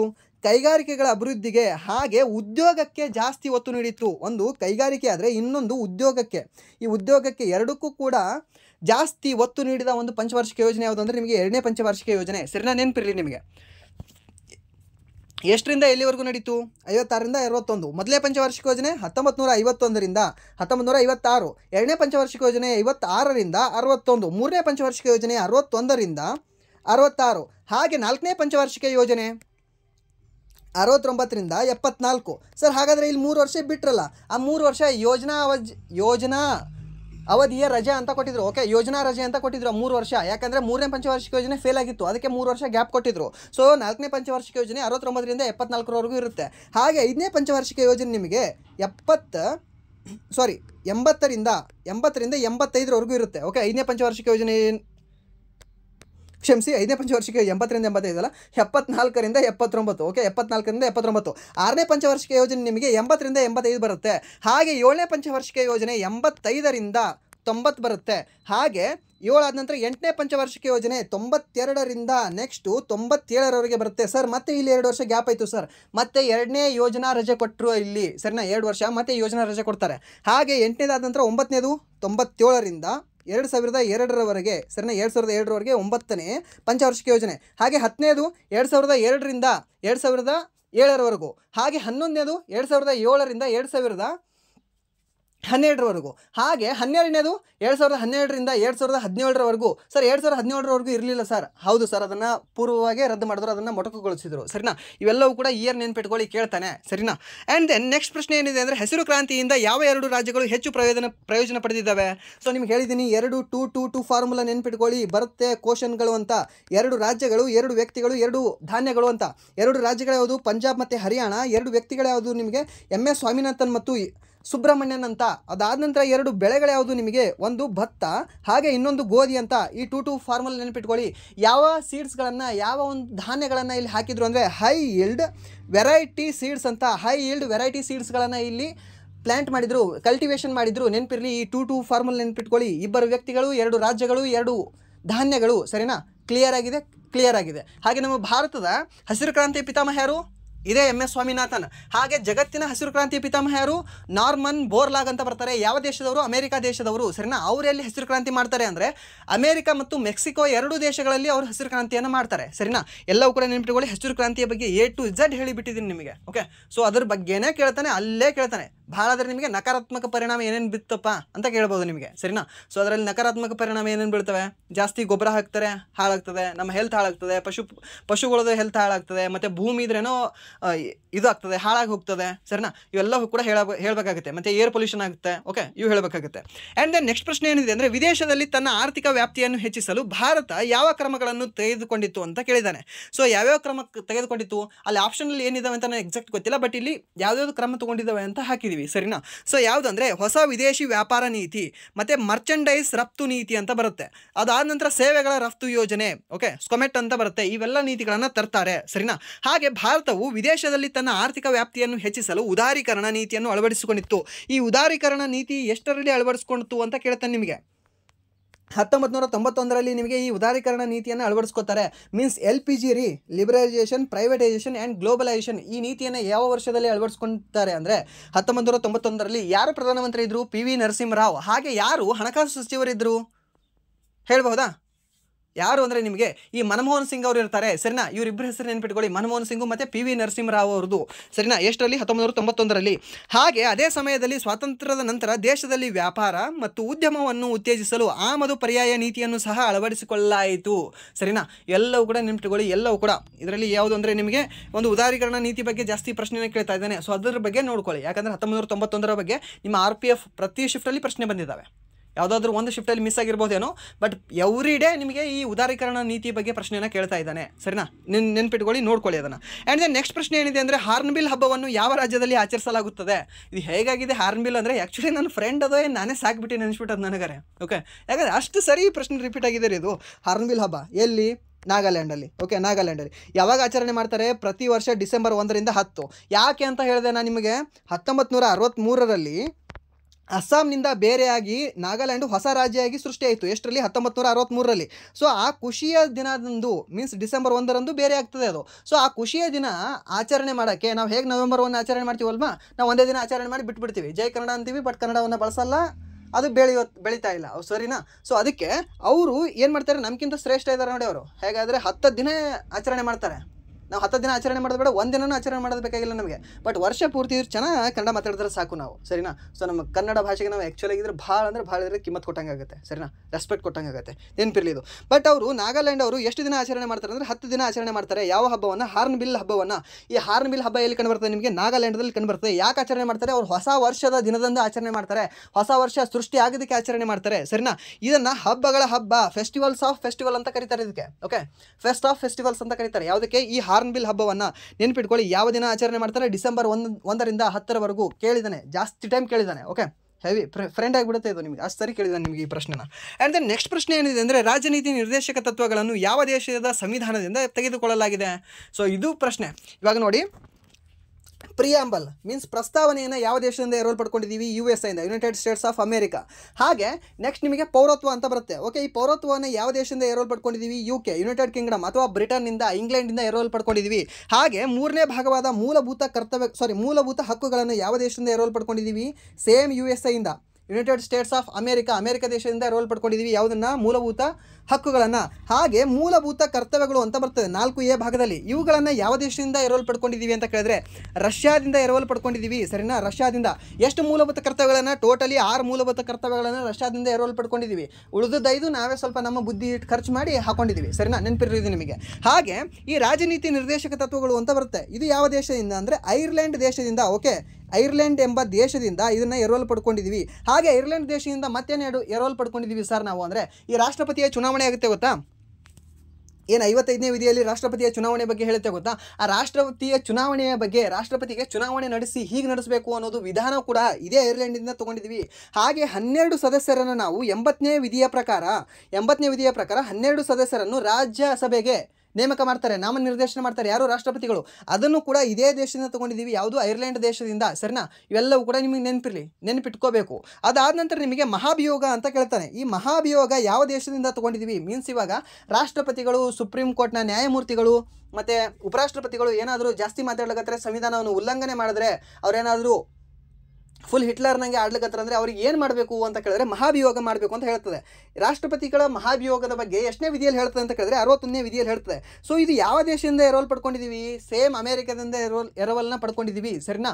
ಎಲ್ಲವೂ ಕೂಡ ನೆನ್ಪಿಟ್ಕೊಳ್ಳಿ, ಎಲ್ಲವೂ ಕೂಡ ಕೇಳ್ತಾನೆ. ಹಾಗೆ ಕಾನೂನಿನ ಮುಂದೆ ಸಮಾನತೆ ಎನ್ನುವ ಪದವನ್ನು ಯಾವ ದೇಶದಿಂದ ಎರವಲು ಪಡ್ಕೊಂಡಿದ್ದೀವಿ? ಕಾನೂನು ಮುಂದೆ ಸಮಾನರು ಯಾರು ಅಂತ ಹೇಳ್ತಿದ್ರು? ಬ್ರಿಟಿಷರೇ ಹೇಳ್ತಿದ್ರು. ನಮ್ಮ ಕಾನೂನಿನ ಮುಂದೆ ನೀವೆಲ್ಲರೂ ಸಮಾನರಿದ್ದೀರಾ ಅಂತ ಹೇಳ್ತಿದ್ರು. ಬಟ್ ಆದರೂ ಸಮಾನತೆಯನ್ನು ತೋರಿಸ್ತಾ ಇರಲಿಲ್ಲ ಅವರು, ಸರಿನಾ? ಸೊ ಯಾರು? ಬ್ರಿಟನ್ ಅವರು. ಸೊ ಅವರಿಂದ ನಾವು ಎರವಲು ಪಡ್ಕೊಂಡಿದ್ದೀವಿ, ಸರಿನಾ? ಇವೆಲ್ಲವೂ ಕೂಡ ನೆನ್ಪಿಟ್ಕೊಳ್ಳಿ, ಎಲ್ಲವೂ ಕೂಡ ಕೇಳ್ತಾನೆ. ಆ್ಯಂಡ್ ದೆನ್ ನೆಕ್ಸ್ಟ್ ಪ್ರಶ್ನೆ ಏನಿದೆ ಅಂದರೆ ಅಸ್ಸಾಂನಲ್ಲಿ ಯಾವ ನೃತ್ಯ ಹುಟ್ಟಿಕೊಂಡಿತ್ತು? ಸರ್ ಬಿಹು ಹುಟ್ಕೊಂಡಿದೆ, ಸರ್ ಸತ್ರಿಯ ಹುಟ್ಕೊಂಡಿದೆ, ಸರ್ ಥಿಯೋನಾಮ್ ಅಂತ ನೃತ್ಯಗಳು ಹುಟ್ಕೊಂಡಿದ್ದಾವೆ. ಸರ್ ಹೌದು, ಈ ಮೂರಲ್ಲಿ ಯಾವ ಆಪ್ಷನ್ ಬಂದರೂ ಕೂಡ ನಿಮಗೆ ರೈಟ್ ಆಗುತ್ತೆ. ಬಟ್ ಇಲ್ಲಿ ಸ್ಪೆಷಲಿ ಯಾವುದು ಅಂದರೆ ನಿಮಗೆ ಈ ಸಾತ್ರಿಯ ನೃತ್ಯ ಅಂತ ಬರುತ್ತೆ. ಈ ಸಾತ್ರಿಯ ನೃತ್ಯ ಏನಿದೆ ಅಲ್ವಾ, ಇದೊಂದು ನಿಮಗೆ ಶಾಸ್ತ್ರೀಯ ನೃತ್ಯ. ಎಷ್ಟರಲ್ಲಿ ಇದನ್ನು ಶಾಸ್ತ್ರೀಯ ಸ್ಥಾನಮಾನ ನೀಡಲಾಯಿತು ಸಂಗೀತ ನಾಟಕ ಅಕಾಡೆಮಿ ಅಂತ ಕೇಳಿದ್ರೆ 2000 ಇಸ್ವಿದಲ್ಲಿ. ಓಕೆ, 2000 ಅನ್ನೋ ಇಸ್ವಿದಲ್ಲಿ ಈ ಸಂಗೀತ ನಾಟಕ ಅಕಾಡೆಮಿ ಏನಿದೆ ಅಲ್ವಾ, 1952ರಲ್ಲಿ ಸ್ಟಾರ್ಟ್ ಆಗಿದ್ದು ಸಂಗೀತ ನಾಟಕ ಅಕಾಡೆಮಿ, ಅದು ಶಾಸ್ತ್ರೀಯ ನೃತ್ಯವನ್ನು ಘೋಷಣೆ ಮಾಡ್ತದೆ. ಎಷ್ಟರಲ್ಲಿ? 2000 ಇಸ್ವಿದಲ್ಲಿ. ನೆನ್ಪಿಟ್ಕೊಳ್ಳಿ, 2000 ಇಸ್ವಿ ಕೇಳ್ತಾನೆ. ಹಾಗೆ ಶಾಸ್ತ್ರೀಯ ನೃತ್ಯ ಎಲ್ಲಿ ಹುಟ್ಕೊಂತು ಅಂತ ಕೇಳ್ತಾನೆ. ಅಸ್ಸಾಂನಲ್ಲಿ ಹುಟ್ಕೊಂಡಿದೆ. ಯಾವ ಸ್ಥಳ ಎಕ್ಸಾಕ್ಟು? ಮಠಗಳಲ್ಲಿ ಹುಟ್ಕೊಂಡಿದೆ. ಇದು ಯಾವ ಮಠ? ವೈಷ್ಣವ ಸಂತ ಮಠದಲ್ಲಿ ಹುಟ್ಕೊಂಡಿದೆ, ಸರಿನಾ? ಸೊ ಇದನ್ನು ಕಂಡು ಹಿಡಿದವ್ರು ಯಾರು? ಈ ನೃತ್ಯವನ್ನು ಕಂಡು ಹಿಡಿದವ್ರು ಯಾರು ಶಾಸ್ತ್ರೀಯ ಅಂತ ಕೇಳಿದ್ರೆ ಶಂಕರದೇವ ಅಂತ ಬರ್ತಾರೆ. ಓಕೆ, ಶಂಕರದೇವ. ನೀವು ಮಜುಲಿ ದ್ವೀಪ ಕೇಳಿರ್ಬೋದು. ಜಗತ್ತಿನಲ್ಲೇ ಅತ್ಯಂತ ದೊಡ್ಡದಾದ ನದಿ ದ್ವೀಪ ಯಾವುದು ಅಂದರೆ ನಿಮಗೆ ಮಜುಲಿ ದ್ವೀಪ. ಎಲ್ಲಿ ಕಂಡು ಬರ್ತದೆ? ಬ್ರಹ್ಮಪುತ್ರ ನದಿಯಲ್ಲಿ, ಅಸ್ಸಾಮಲ್ಲಿ ಕಂಡು ಬರ್ತದೆ. ಆ ಮಜುಲಿ ದ್ವೀಪಕ್ಕೆ ಇನ್ನೊಂದು ಹೆಸರು ಕರೀತಾರೆ, ಇದೇ ಶಂಕರದೇವ ದ್ವೀಪ ಅಂತ ಕರೀತಾರೆ. ಇವ್ರ ಹೆಸರನ್ನ ಇಟ್ಟಿದ್ದಾರೆ ಅಲ್ಲಿ, ಸರಿನಾ? ಯಾಕಂದರೆ ಅಂಥ ಸಂತ ಶರಣರಿದ್ದಾರೆ ಇವರು. ಇವ್ರ ಹೆಸರನ್ನ ಸ್ವಲ್ಪ ನೆನಪಿಟ್ಕೊಳ್ಳೋಣ, ಮುಂದಿನ ಪೀಳಿಗೆ ಆದರೂ ನೆನಪಿಟ್ಕೊಳ್ಳಿ, ನಾವು ನೆನಪಿಟ್ಕೊಂಡಿಲ್ಲ, ಸರಿನಾ? ಸೊ ಅದಕ್ಕೆ ಇಲ್ಲಿ ಅವ್ರ ಹೆಸರನ್ನ ಇಟ್ಟಿದ್ದಾರೆ. ಯಾವುದಕ್ಕೆ? ಮಜುಲಿ ದ್ವೀಪಕ್ಕೆ. ಜಗತ್ತಿನಲ್ಲೇ ಅತ್ಯಂತ ದೊಡ್ಡದಾದ ನದಿ ದ್ವೀಪ ಹೇಳ್ತಾ ಇದ್ದೀನಿ ನಾನು. ಜಸ್ಟ್ ದ್ವೀಪ ಹೇಳಿದ್ರೆ ಅದು ಯಾವುದಾಗ್ತಿತ್ತು ಹೇಳ್ಬೋದಾ? ಡೆನ್ಮಾರ್ಕ್ ಒಡೆತನದಲ್ಲಿರತಕ್ಕಂತಹ ಒಂದು ದ್ವೀಪ, ಗ್ರೀನ್ಲ್ಯಾಂಡ್. ಓಕೆ, ಸೊ ಆ ದ್ವೀಪ ಆಗ್ತಿತ್ತು. ಬಟ್ ಇಲ್ಲಿ ಹೇಳ್ತಾ ಇರೋದು ನದಿ ದ್ವೀಪ. ಅದು ಸಮುದ್ರ ದ್ವೀಪ ಅತಿ ದೊಡ್ಡದು, ಯಾವುದು? ಗ್ರೀನ್ಲ್ಯಾಂಡು. ಬಟ್ ನಾನಿಲ್ಲಿ ಹೇಳ್ತಾ ಇರೋದು ನದಿ ದ್ವೀಪ, ಮಜುಲಿ ಅತಿ ದೊಡ್ಡದಾಗಿದೆ, ಸರಿನಾ? ಹಾಗೆ ಉಮಾನಂದ ಅಂತ ಬರುತ್ತೆ. ಅದು ಕೂಡ ಉಮಾನಂದ ದ್ವೀಪ ನಿಮಗೆ ಎಲ್ಲಿ ಕಂಡು ಬರುತ್ತೆ ಅಂದರೆ ಇದೇ ಬ್ರಹ್ಮಪುತ್ರ ನದಿಯಲ್ಲಿ, ಅಸ್ಸಾಮಲ್ಲೇ ಕಂಡು ಬರುತ್ತೆ, ಸರಿನಾ? ಪಿಕಾಕ್ ದ್ವೀಪ ಅಂತ ಕರಿತೀವಿ. ಪಿಕಾಕ್ ಅಂದರೆ ನವಿಲಿನ ದ್ವೀಪ. ಅದು ಕೂಡ ನಿಮ್ಗೆ ಕಂಡು ಬರೋದು ಅಸ್ಸಾಮಲ್ಲೇ ಕಂಡು ಬರುತ್ತೆ, ಬ್ರಹ್ಮಪುತ್ರ ನದಿಯಲ್ಲೇ ಕಂಡು ಬರುತ್ತೆ, ಸರಿನಾ? ಇದೆಲ್ಲವೂ ಕೂಡ ನೆನಪಿಟ್ಕೊಳ್ಳಿ, ಇಂಪಾರ್ಟೆಂಟ್ ಇದೆ, ಕೇಳ್ತಾನೆ. ಆ್ಯಂಡ್ ದೆನ್ ನೆಕ್ಸ್ಟ್ ಪ್ರಶ್ನೆ ಏನಿದೆ ಅಂದರೆ ಮೌರ್ಯ ಸಾಮ್ರಾಜ್ಯದ ಕೊನೆಯ ಆಡಳಿತಗಾರರನ್ನು ಯಾರು ತೆಗೆದು ಹಾಕಿದರು ಅಂತ ಕೇಳಿದ್ದಾರೆ. ಈ ಮೌರ್ಯ ಸಾಮ್ರಾಜ್ಯದ ಕೊನೆಯ ದೊರೆ ಯಾರ್ರಿ? ಮೌರ್ಯ ಸಾಮ್ರಾಜ್ಯದ ಮೊದಲ ದೊರೆ ಸ್ಥಾಪನೆ ಮಾಡಿದವರು ಯಾರು? ಮೌರ್ಯ ಸಾಮ್ರಾಜ್ಯವನ್ನೇ ಅಂದರೆ ಚಂದ್ರಗುಪ್ತ ಮೌರ್ಯ. ಹಾಗೆ ಕೊನೆಯ ದೊರೆ ಯಾರು? ಬೃಹದತ್ತ ಮೌರ್ಯ. ಓಕೆ, ಬೃಹದತ್ತ ಮೌರ್ಯ ಅಂತ ಬರ್ತಾನೆ. ಈ ಬೃಹದತ್ತ ಮೌರ್ಯನನ್ನು ಕೊಂದವ ಯಾರು ಅಂದರೆ ಅವನ ಕಮಾಂಡರೇ, ಅವನ ಸೇನಾಧಿಪತಿಯೇ. ಯಾರು? ಪುಷ್ಯಮಿತ್ರ ಶೃಂಗ. ಓಕೆ, ಈ ಪುಷ್ಯಮಿತ್ರ ಶೃಂಗ ಕೊಲ್ತಾನೆ. ಹಾಗೆ ಈ ಶೃಂಗ ಕೊಂದು ಶೃಂಗ ಮನೆತನವನ್ನು ಸ್ಟಾರ್ಟ್ ಮಾಡ್ತಾನೆ. ಯಾರು? ಪುಷ್ಯಮಿತ್ರ ಶೃಂಗ. ಹಾಗೆ ಇವರ ಕೊನೆಯ ದೊರೆ ಯಾರು? ಪುಷ್ಯಮಿತ್ರ ಶೃಂಗನ ಮೀನ್ಸ್ ಶೃಂಗರ ಕೊನೆಯ ದೊರೆ ಯಾರು ಅಂದರೆ ಭವಭೂತಿ ಅಂತ ಬರ್ತಾನೆ. ಓಕೆ, ಯಾರು? ಭವಭೂತಿ ಅಥವಾ ದೇವಭೂತಿ ಅಂತ ಇವನಿಗೆ 2 ಹೆಸರಿದ್ದಾವೆ. ಸೊ ಇವನನ್ನು ಕೊಂದವರು ಯಾರು ಅಂದರೆ ನಿಮಗೆ ವಾಸುದೇವ ಕಣ್ವ ಬರ್ತಾನೆ. ಮೀನ್ಸು ವಾಸುದೇವ ಕಣ್ವ ಕೊಂದು ಕಣ್ವ ಮನೆತನವನ್ನು ಸ್ಟಾರ್ಟ್ ಮಾಡ್ತಾನೆ, ಸರಿನಾ? ಹಾಗೆ ಕಣ್ವರ ಕೊನೆಯ ದೊರೆಯನ್ನು ಕೊಂದು ಯಾವ ಮನೆತನವನ್ನು ಸ್ಟಾರ್ಟ್ ಮಾಡಿದ್ರು? ಶಾತವಾಹನರ ಮನೆತನವನ್ನು ಸ್ಟಾರ್ಟ್ ಮಾಡಿದ್ರು. ನೆನಪಿರಲಿ ನಿಮಗೆ, ಆಂಧ್ರರು ಕೊಲ್ತಾರೆ ಅಥವಾ ಶಾತವಾಹನರು ಕೊಲ್ತಾರೆ ಅಂತ ಕೊಟ್ಟರೆ ಸರಿಯಾದ ಉತ್ತರ ಆಗುತ್ತೆ, ಸರಿನಾ? ಎಕ್ಸಾಕ್ಟ್ ಅವ್ರ ಹೆಸರೇನು ಅಂತ ಮೆನ್ಷನ್ ಮಾಡಿಲ್ಲ ಜಾಸ್ತಿ ಬುಕ್ಕಲ್ಲಿ. ಬಟ್ ಜಸ್ಟ್ ಏನಿದೆ ಅಂದರೆ ಆಂಧ್ರರು ಕೊಂದರು, ಶಾತವಾಹನರು ಕೊಂದರು ಅಂತ ಇದೆ, ಸರಿನಾ? ಸೊ ಯಾರ್ಯಾರಿಗೆ ಕೊಂದರು, ಯಾವುದನ್ನು ಸ್ಟಾರ್ಟ್ ಮಾಡಿದ್ರು ಎಲ್ಲ ನೆನಪಿಟ್ಕೊಳ್ಳಿ, ಎಲ್ಲ ಕೇಳಿದ್ದಾನೆ. SSC GDನಲ್ಲಿ ಆಲ್ರೆಡಿ ರಿಪೀಟೆಡು ಇದನ್ನು ಹೇಳಿದ್ದೀನಿ ನಾನು ಸಾಕಷ್ಟು ಸರಿ. ಓಕೆ, ಮೇ ಬಿ ಬೋರ್ ಆಗ್ಬೋದೇನೋ ಇದು ಹೇಳಿದ್ರೆ. ಆ್ಯಂಡ್ ದೆನ್ ನೆಕ್ಸ್ಟ್ ಪ್ರಶ್ನೆ ಏನಿದೆ ಅಂದರೆ ನಿಮಗೆ ಹರಪ್ಪನ್ ಸೈಟ್ಗಳ ಬಗ್ಗೆ ಕೇಳಿದ್ದಾನೆ. ಇವಾಗ ಏನು ಹರಪ್ಪ ನಾಗರಿಕತೆ ಇದೆ ಅಲ್ವಾ, ಸಿಂಧು ನಾಗರಿಕತೆ ಇದೆ ಅಲ್ವಾ, ಸೊ ಯಾವ ಸ್ಥಳ ಯಾವ ರಾಜ್ಯದಲ್ಲಿ ಕಂಡು ಬರ್ತದೆ ಅಂತ ಕೇಳಿದ್ದಾನೆ. ಸೊ ಇದು ಕೂಡ ಆಲ್ರೆಡಿ ಹೇಳಿದ್ದೀವಿ. ಏನು ಅಂದರೆ ಈ ಹರಪ್ಪ ಅನ್ನುವ ಸಿಟಿನೇ ನಿಮಗೆ ಪಾಕಿಸ್ತಾನದಲ್ಲಿ ಕಂಡುಬರುತ್ತೆ. ಓಕೆ, ಪಾಕಿಸ್ತಾನದ ಮೌಂಟೆಗೋಮರಿ ಎನ್ನುವ ಒಂದು ಜಿಲ್ಲೆಯಲ್ಲಿ ಕಂಡುಬರುತ್ತೆ. ಯಾವುದು? ಹರಪ್ಪ ಎನ್ನುವ ಒಂದು ನಗರ. ಯಾವ ನದಿ ತೀರದಲ್ಲಿ ಕಂಡುಬರುತ್ತೆ ಅಂತ ಕೇಳಿದರೆ ರಾವಿ ನದಿ ತೀರದಲ್ಲಿ ಕಂಡುಬರುತ್ತೆ. ಯಾವುದು? ಹರಪ್ಪ. ಹಾಗೆ ಈ ಬನವಾಲಿ ಅಂತ ಕೊಟ್ಟಿದ್ದಾನೆ. ಈ ಬನವಾಲಿ ನಮ್ಮ ಹರಿಯಾಣ ರಾಜ್ಯದಲ್ಲಿ ಕಂಡುಬರ್ತದೆ. ಓಕೆ, ಹರಿಯಾಣ ರಾಜ್ಯದಲ್ಲಿ ಕಂಡುಬರ್ತಕ್ಕಂತಹ ಒಂದು ಸಿಂಧು ನಾಗರಿಕತೆಯ ತಾಣ ಯಾವುದು ಅಂದರೆ ನಿಮಗೆ ಬನವಾಲಿ. ಹಾಗೆ ರಾಕಿಗರಿ ನಿಮಗೆ ಪಂಜಾಬಲ್ಲಿ ಕಂಡುಬರುತ್ತೆ. ಹಾಗೆ ಕಾಲಿಬಂಗನ್ ಅಂತ ಇದೆ ಇಲ್ಲಿ. ಈ ಕಾಲಿಬಂಗನ್ ನಿಮಗೆ ಕಂಡುಬರೋದು ರಾಜಸ್ಥಾನದಲ್ಲಿ.